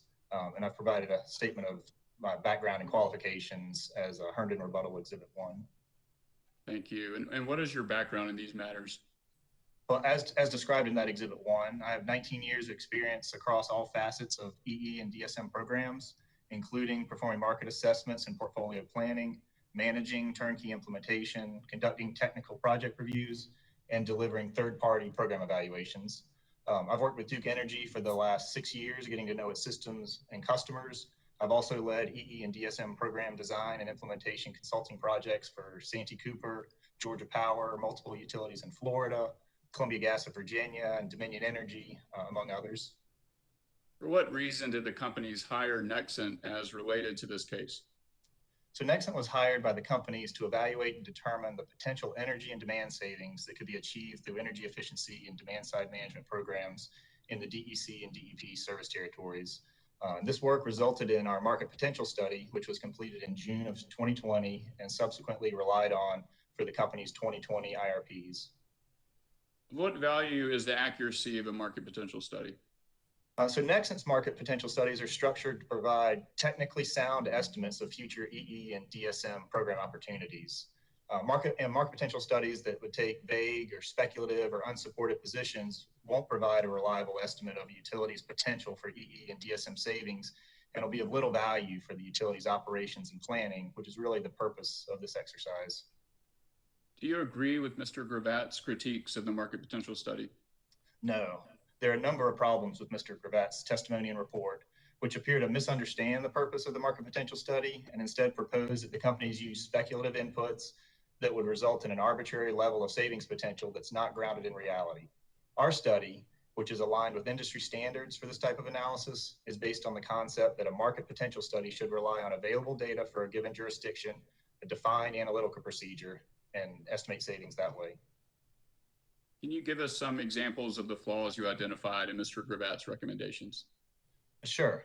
One example is the notion of unnamed emerging technologies, which Mr. Gravatt suggests the market potential study should somehow have accounted for on top of the comprehensive list of measures already included in the study, and the fact that our approach already accounts for future changes in how Duke Energy's customers are expected to use energy and applies savings for future EE measures into this expected energy use. Are there any other issues that you identified with his recommendations? Yes, another flaw is Mr. Gravatt's assertion that the market potential study should account for unspecified technology improvements and expected lowering of costs for existing measures without any corresponding consideration of changes in baseline codes and standards. Our study, in contrast, applies a balanced approach that recognizes there'll be changes in both baseline equipment and in efficient technologies.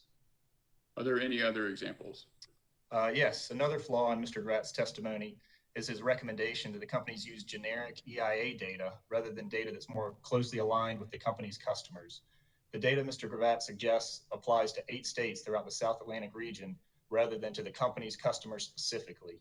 Nexent's strong preference and the industry best practice for conducting potential study is to align as closely as possible with utility-specific data that matches the composition of its customers and their actual electricity usage patterns. Another flaw is Mr. Gravatt's assertion that the market potential study omitted certain measures, while the only measure in Mr. Gravatt's list that was not represented in the study was one for gas service rather than electric. So these are just the high-level examples of issues I see with Mr. Gravatt's perspectives on measurable EE and DSM savings. Thank you. Mr. Herndon, do you see any other issues with how Mr. Gravatt views the market potential study? Yes, his critiques and recommendations for the structure and outcomes of the study appear to include preferences or bias for particular types of measures or types of programs or outcomes, rather than allowing the analytical tasks in the study to determine the results. For example, with regard to behavioral opportunities, he suggests that the study should give preference to certain equipment measures rather than allowing the modeling process to work, which equally considers and ranks all measures according to their benefit-cost ratio, as is standard practice in the industry. He also appears to misunderstand the distinction between measure life and the availability of ongoing savings. With repeated program intervention, behavioral programs show continual savings over a number of years, a fact that's totally disregarded in Mr. Gravatt's testimony. The company's home energy report programs offered to nearly 1.2 million DEC and DEP customers and produces verifiable savings from the same enrolled customers over a number of years, as well as increasing awareness of behavioral opportunities and equipment efficient opportunities that are available through other Duke Energy programs. How do you respond to the suggestion that the market potential study should have used the UCT rather than the TRC, the utility cost test, rather than the total resource cost test, and that it should have included measures resulting from the winter peak assessment? So the TRC was selected as the cost effectiveness test to use for screening, as it was the approved EE screening metric at the time the study was initiated, all the way through until its completion. The companies weren't authorized by the commission to use UCT for screening measures until January 2021, well after our market potential study was completed. And additionally, the UCT only considers cost of Duke Energy. It doesn't consider customer costs. Therefore, it doesn't factor into expected customer adoption. So this just means that additional analysis or assumptions will be needed to estimate customer adoption rates using the UCT test. And likewise, that the winter peak assessment was completed in December of 2020, while our potential study was completed in June of 2020. So there would have been no way to account for these. And the winter peak assessment included a broader scope of DSM options, which included rate design that would not appropriately be included in our market potential study, as rate structures are typically reflected in the company's load forecast. What is your final takeaway as relevant to Mr. Gravatt's testimony? So in order to develop an accurate understanding of a utility's potential for energy efficiency and demand-side management savings, a market potential study should be factually grounded, utilize valid, quantifiable inputs, ideally with data from the utility's actual customer base and service territory. The moment a market potential study begins to depart from a prescribed method of analysis and begins to use speculation or unsupported assertions as the basis for modeling, the study will lose its value as a planning and evaluation tool. So Nexent conducted the company's market potential study with these technical characteristics and Mr. Gravat's recommendations are not supported by valid technical data that would improve the quality or the accuracy of the study. Thank you, Mr. Herndon. If you'll please make yourself available for questions from council or the commission. Sure.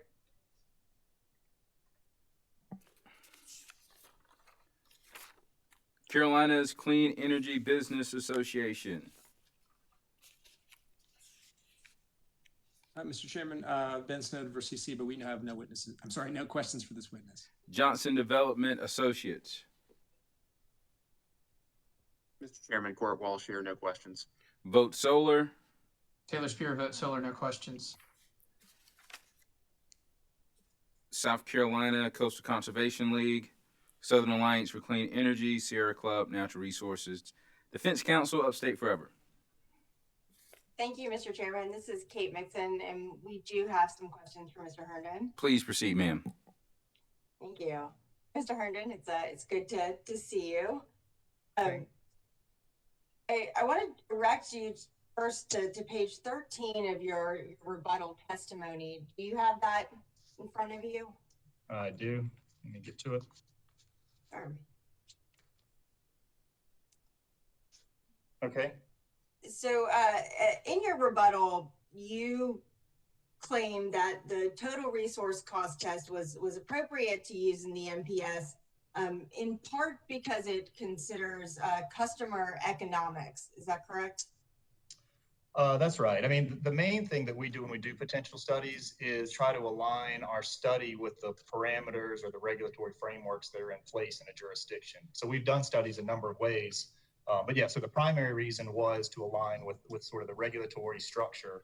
But then a consideration also is that the TRC includes a consideration of customer economics, whereas the UCT doesn't consider, only looks at the utility perspective. Thank you. But you admit in your rebuttal testimony that customers don't explicitly consider TRC when they're making decisions, right? Oh, that's correct. I mean, they're not thinking about utility avoided costs. I would doubt they're thinking about utility avoided costs when they're making purchase decisions. I would doubt that too. There is a test to evaluate the customer perspective, right? And that's called the participant cost test. Yes, that's correct. Okay. And on the total resource cost test, would you agree that test includes costs to participants, such as incremental measure costs that a customer may have to pay? I would. Would you also agree that TRC, as was used in the market potential study, does not, though, include all of the benefits that a participant might enjoy from participating in a program, like, for instance, health benefits or fuel or water savings? Well, by definition, the TRC does include those incremental costs. There is another test that's a variant of the TRC called the societal test, and that's typically where those non-energy benefits or health or things like that are typically included. And your rebuttal testimony does also state that UCT is the most appropriate test for utility program planning and design. Is that right? I don't think I said is. I think I said maybe. I mean, different jurisdictions, some jurisdictions around the country use different tests for program design. I guess my perspective on the test is that each test provides a unique perspective, and different ones could be important in different territories. The comment on the UCT that it may be the most appropriate for planning is that it is from the utility perspective. So a utility can make a decision, from a program perspective, are the avoided cost benefits greater than the cost, incentives and admin costs of running the program. So that's why, some utilities use that for program planning, and it's appropriate because it is from the utility's perspective. And this docket is a utility planning docket that is considering utilities costs for all of its different portfolios. Isn't that correct? That's correct. You also stated, in looking at lines 16 through 19 on page 13 of your rebuttal, you stated that the UCT sensitivity, you showed a higher economic potential, but that wouldn't necessarily transfer to achievable potential. But to be clear, you did not evaluate achievable potential under or using the UCT in the market potential study. Is that correct? That's correct. We did a sensitivity, like I state here in my testimony, for economic potential. So we did screen every measure under the TRC perspective, and we screened every measure under the UCT perspective for economic potential. And then economic potential is a little more straightforward to model because it assumes 100% customer adoption, assumes every customer is going to adopt everything that's cost effective. So from a modeling perspective, you don't have to get into market adoption rates. But then going forward for achievable potential, again, like I said earlier, because TRC was the rule at the time, that was in talking to the companies, that was decided as the most appropriate cost effectiveness threshold to use for achievable potential. So we use TRC for achievable. But isn't it true that under the utility cost test, or if you use a utility cost test, that often shows more achievable cost-effective potential compared with TRC as well? It can show more or it can show less. I mean, the utility cost test is really driven by the program cost. So again, I mean, I think hopefully it's clear in my testimony, all these tests are a matter of perspective. So the utility cost test would be lower than the TRC if the utility is typically lower than the TRC when a utility is paying less than 100% of the incremental cost, and then don't have enough marketing or administrative costs to go more than 100% of the incremental cost. But if a utility is giving things away, then the UC and paying 100% of the cost, the utility cost test and the TRC would be the same. So it can go both ways. I want to try to share my screen here for 1 second, if you will just kind of bear with me. Hopefully this works. So I'm hoping you're able to see a page that at the top says cost benefit test for screening new programs. Are you able to see that? I am, yes. Okay. So this is the Duke Energy Progress application to revise its DSM EE mechanism in docket number 2015-163-E, and it was filed on June 26, 2020. And so I'm looking at this first highlighted portion here, which is on page 5 of that application. Mr. Herndon, could you read that for me? First, moving from TRC to UCT will mitigate the severity of the unintended negative impact that advancement of energy efficiency codes and standards can have on the cost effectiveness of an energy efficiency measure. And can you also read the second highlighted portion for me quickly? Sure. Finally, the move to UCT will ensure that the energy efficiency benefits achieved by a program for the utility system are greater than the cost to the utility system to offer that program. Thank you. So talking about this first section, to me, it seems like that's saying that there may be measures that are not cost effective under TRC that would be cost effective under the utility cost test. Would you agree with that? Yeah, like I said, I mean, I don't think anything here is inconsistent with anything we've said. But yes, I'd agree different measures will pass under the UCT than will pass under the TRC. Like I said, typically if a utility program is paying less than 100% of the cost, then more will pass from the UCT because it's only considering how much the utility is paying in rebates. It's not considering what it's costing the customer to install that measure. But looking at this second portion, would you agree that means if a program does pass UCT, that it saves the utility money?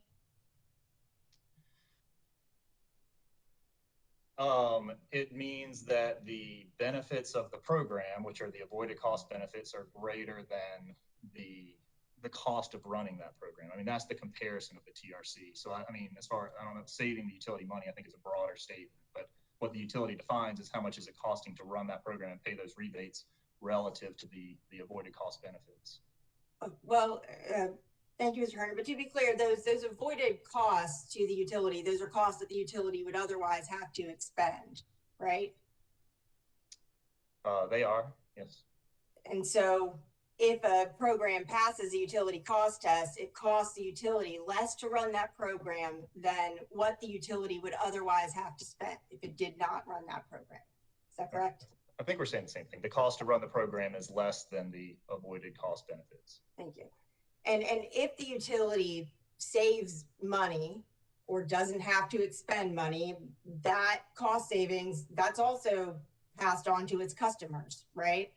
Or those are costs that are not passed on to the utilities customers. Those avoided costs would be saved, right? They're avoided, right? So they're not. Okay, thank you. Mr. Chairman, I would just ask that the commission take judicial notice of the application of Duke Energy Progress LLC for approval of revised cost recovery mechanism for demand side management and energy efficiency programs, again, as filed on June 26, 2020. Notice taken. Thank you. I'll stop sharing my screen now. Mr. Herndon, Nexent and the companies, they were discussing the change from total resource cost to the utility cost test while the market potential study was being developed. Isn't that correct? I don't know if that's I think there was a collaborative meeting in November 2019 where we shared the work plan for the study. And I think at that point, I think the collaborative and Duke Energy were having conversations about the UCT.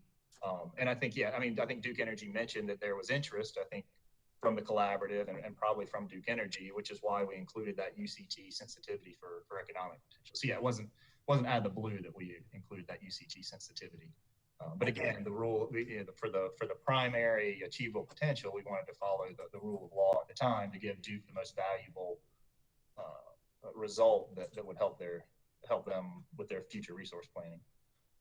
Okay, but Nexent could have modeled both UCT and TRC results in the potential study, could it not?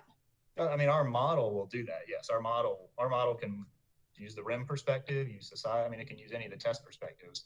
I think the issue at the time was the timeline, and then also just from a budget perspective and how many scenarios we were going to look at. We were already looking at multiple scenarios using the TRC, just looking at different program options and measure options and program spending.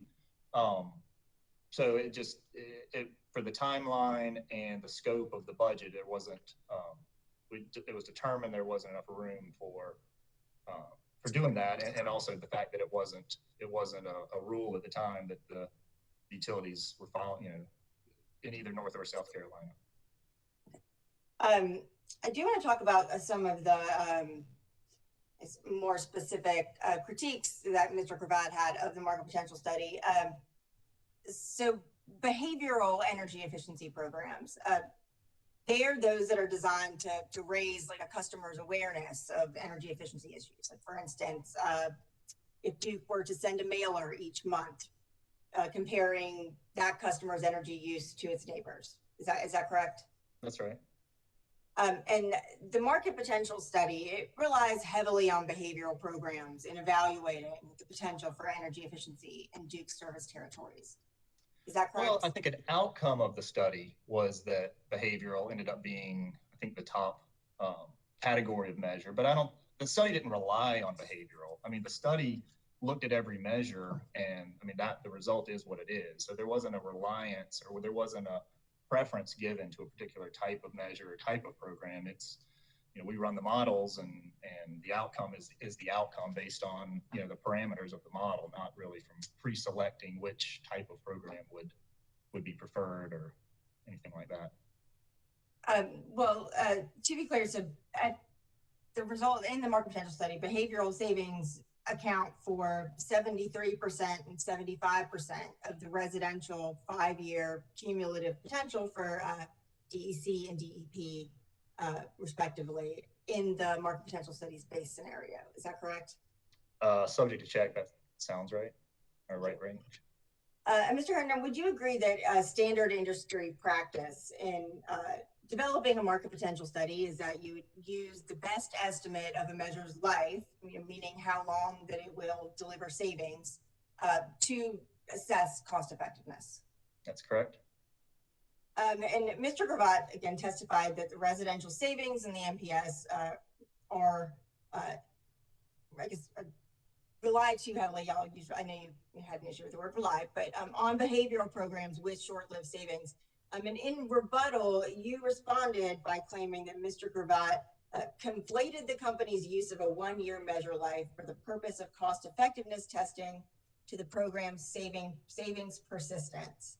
And that while the behavioral measures do require annual program expenditures to reinforce the behavioral messaging, with continued program intervention, they show persistent savings over a number of years. Do you recall that? And I guess just to be specific, I'm looking at page 10, lines 11, or lines 14 through 19. That sounds, I mean, I remember the issue, yes. Okay. That sounds right. So are you saying the Duke uses a one-year measure life to test the savings of behavioral programs, even though the savings persist for more than 1 year? No, I mean, I think there was actually a question maybe in discovery requests that asked about different, but this is really no different than other programs.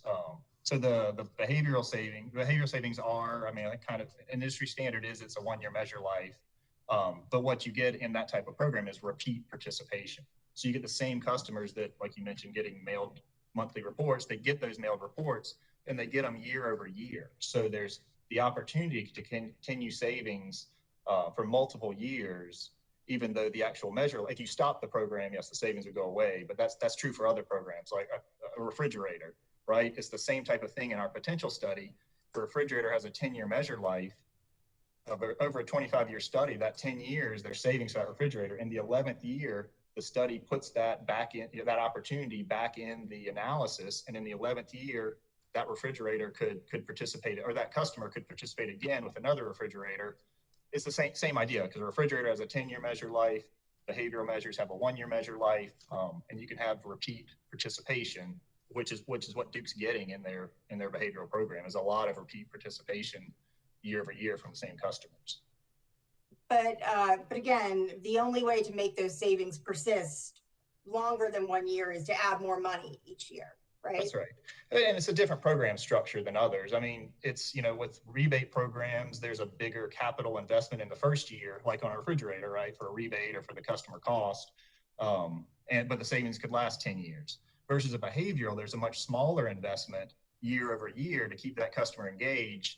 So, but you do need to spend money year over year to get it. But it's sort of a different flow of program expenditures to capture the savings.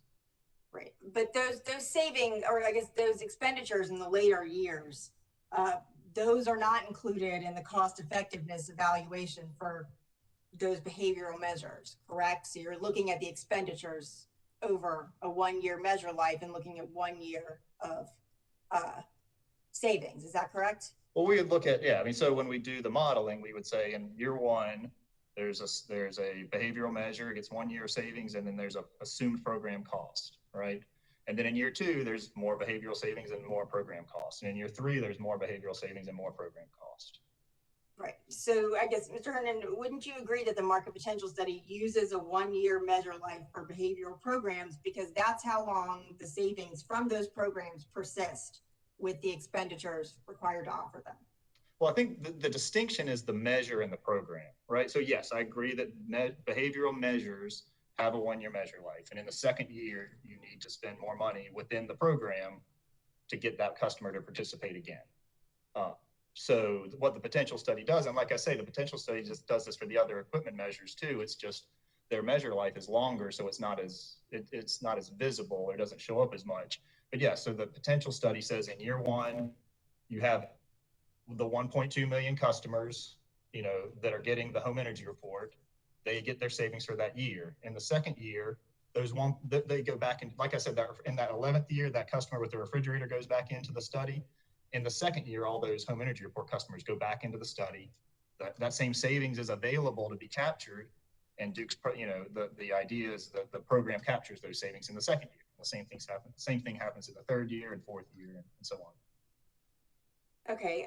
Well, let me restate then and just look at measures. So okay. The market potential study uses a 1-year measure life for behavioral measures. That's right. Because that's how long the savings from those measures persist with the expenditures required to offer them. Correct. Okay. And I believe you may have stated this earlier, but those savings go away if the company does not put more money in. Is that correct? Yes, that's right. Would you agree that other measures have savings that last longer? For example, replacing an old heat pump with a more efficient one. That would have a longer measure of life, right? I'd agree with that. And duct sealing and insulation, would that be another example? Mm-hmm. Okay. In your rebuttal, you claim that those types of, or that equipment-based measures suffer from free ridership and that it is challenging to establish a causal relationship between implementation of the measure and energy savings. Do you recall that? I do, and I recall, in Mr. Gratt's rebuttal kind of addressing that. I feel like it was a little bit misinterpreted. I think the intent was to say that behavioral programs don't have that issue, but that may be an issue for equipment measures, I think was the way I phrased it. That they don't, that behavioral programs, the way that the program's structured and they're evaluated, there's no free ridership. But with equipment measures, that is something you have to consider when you design a program and run a program and evaluate a program. Okay, and I guess in trying to consider that issue, you could do that by conducting like a type of analysis called like a net to gross estimate. Is that correct? That's right. And Nexan has extensive experience in developing net to gross estimates, does it not? We do, yes.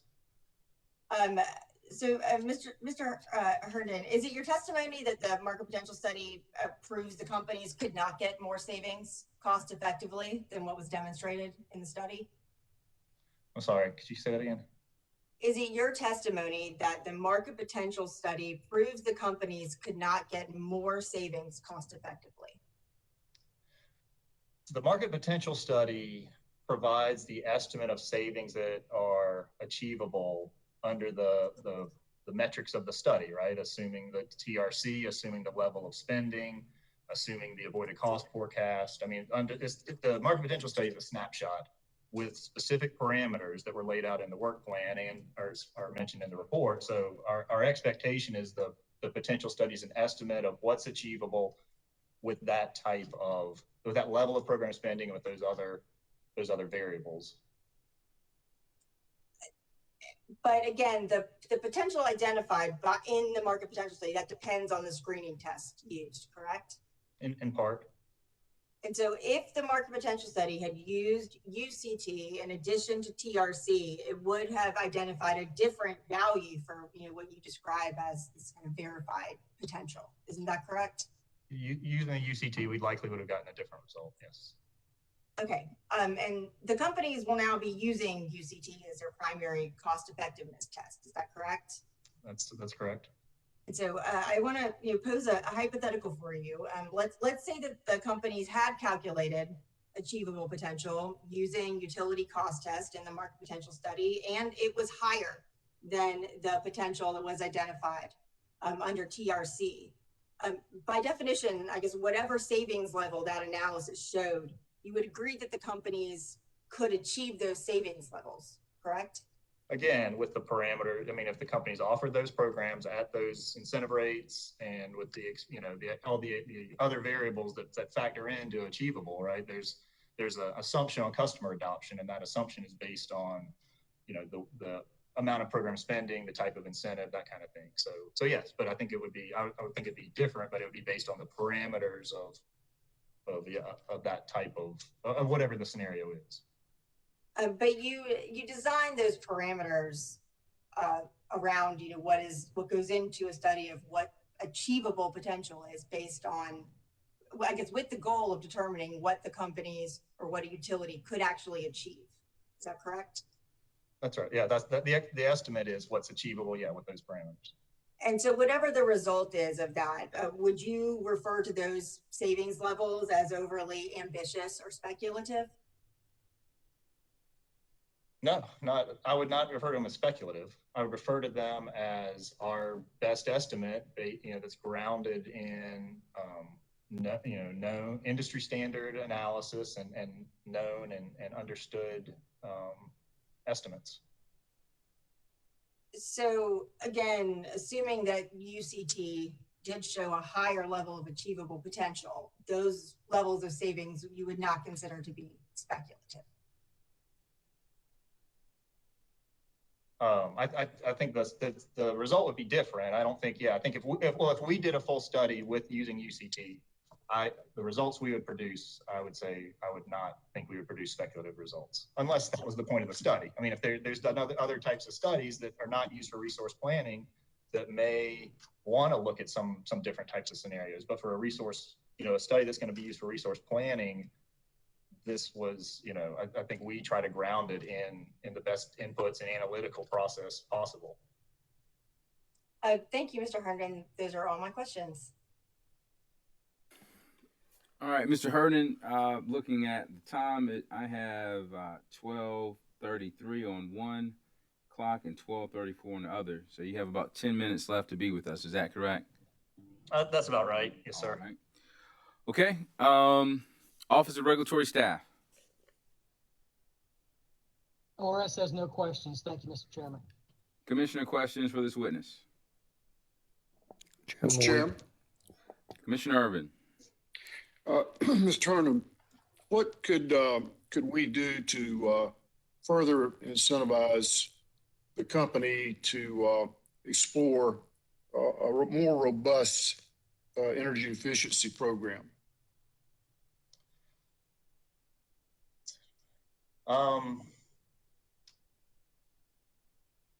It's a deep question. The reason I'm asking that question, all this is a balancing act for the commission to determine, we have to be concerned about the fact that much of our state has a high proportion of folks living under the poverty line. And so we have to keep rates reasonable.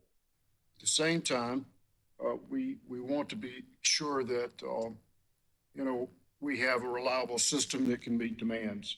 So it seems to me that if we take a more robust approach to energy efficiency, it will help hold down ratepayer rates increases going forward.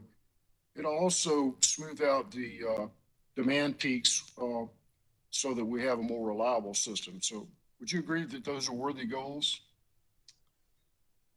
I'd agree. Reducing peaks and helping low-income customers are worthy goals. Yes, sir. Do you have any programs that are targeted to low-income residents? Does Nexent have programs like that, you mean? Does Duke? Oh, yes, sir. The Duke offers several programs. Witness Bach could probably better speak to what Duke offers, but yes, I think there's several specifically for low income and several that low-income customers can participate in. Well, back to my original question, how can we incentivize the company to move toward a more robust energy efficiency program? I mean, for my discussions with the company, part of the potential study was talking to, part of what we did was interviewing, their EE and DSM program teams, their product development teams, things like that. I mean, to me, our assessment was they're trying to turn over as many rocks as they can. I think that the challenge is cost effectiveness, right? How much, is sort of balancing that desire to help those customers you mentioned, but balancing sort of what's the cost to get there and what's the most effective thing to spend money on to achieve those goals. So I think that's the balance. And I think that's the thing that from our conversations with them, that they're attempting to do is do what they can, but within the bounds of keeping things cost effective. Right. Well, for example, you were asked about heat pumps, which have a longer life expectancy than refrigerators. Would that be a way to try and have more of an impact long term? Heat pumps it's a good technology. The challenge with them is again, it's cost. It's the cost, the incremental cost, and as codes and standards have gone up, as of I believe it was when was it? Maybe 2014. the federal standard went up to 14 SEER.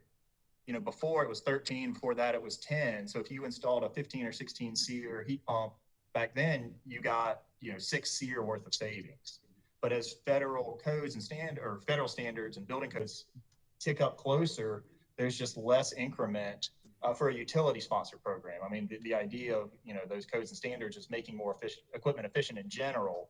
But I think, that from a utility program perspective, that creates more of a challenge of being able to capture the savings for that equivalent technology.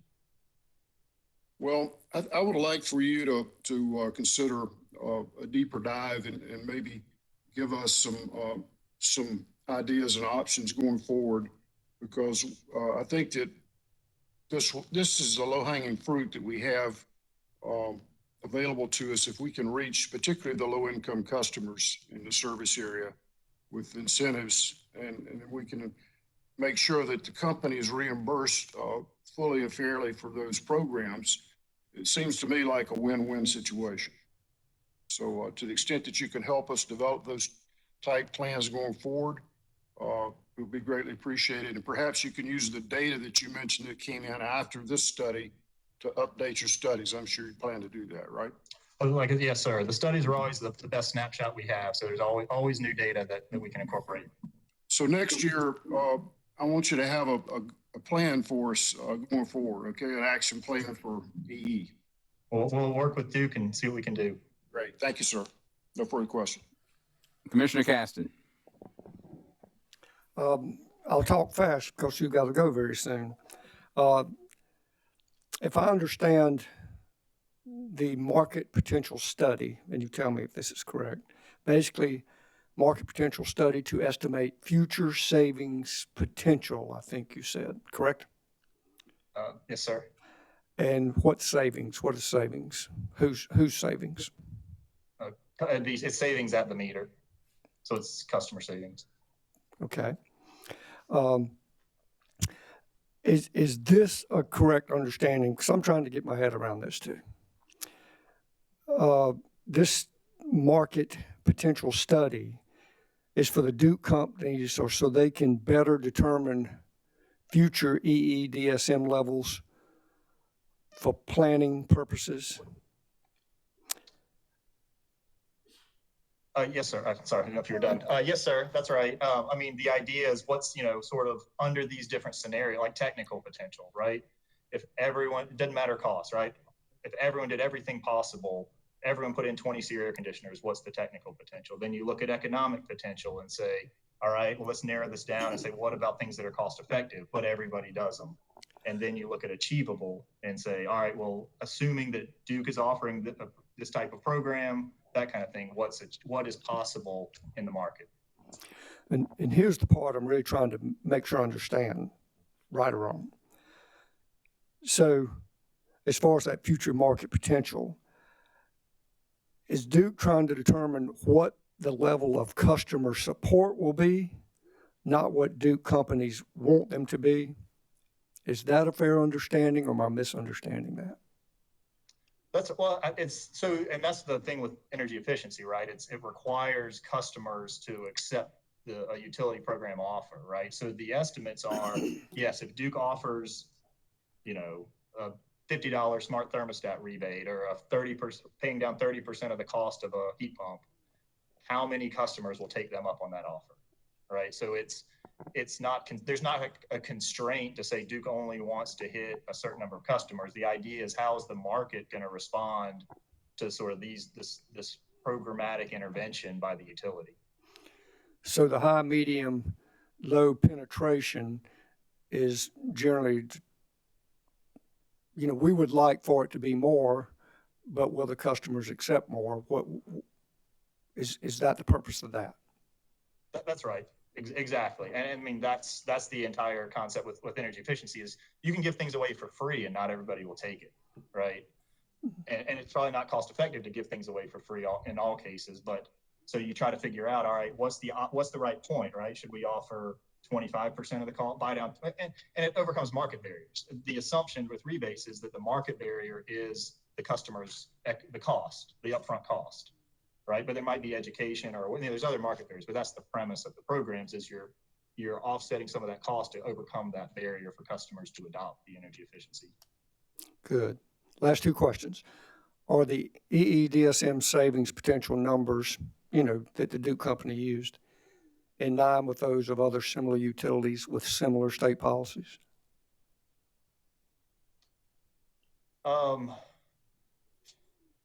Generally, I think so. I mean, it's hard, because like I said earlier, I mean, when we do these studies, it's the parameters that you set, like TRC or some other states have other constraints. But I'd say it's fairly comparable for same kind of climate, same sort of avoided cost structure. I will say Duke does, I mean, to their credit, has a lot of behavioral, has a big participation in their home energy report program, which is good because that's a effective way to get to customers. But so I'd say generally it's comparable. Okay. Did Duke ask you to force the numbers one way or the other? No. Like I said, we put the numbers and turn the crank and see what comes out. All righty, thank you. You better hurry if you're going to catch your flight. I'm good. Thank you. Any redirect? Well, I'm sorry, any more commissioner questions? Any redirect? No, Mr. Chairman. Thank you for your accommodation this morning. No problem. Mr. Herndon, you may step down from the stand. Yes, thank you. I appreciate it. Yes, sir. Mr. Chairman, this is John Burns. May I be heard quickly on a procedural matter? Yes, sir. Given the testimony and exhibits that were shared with us, and I wanted to thank Mr. Breitschwert and Mr. Ellerby for forwarding along Mr. Bach's testimony. I understand from Mr. Ellerby that they don't have potential or written testimony for the other two witnesses mentioned earlier today. I would really appreciate the opportunity to discuss with my co-counsel and counsel for some of the other interveners how the requests, if any, we would like to make to you, and so that we can be concise and quick. So I was going to suggest that we take an early lunch to allow us to do that, and then when we come back, we'll be ready to go one way or the other. How can I be against the early lunch? I thought I might get you there, Mr. Chairman. All right, we are in recess until 2 o'clock. Thank you very much, Mr. Chairman.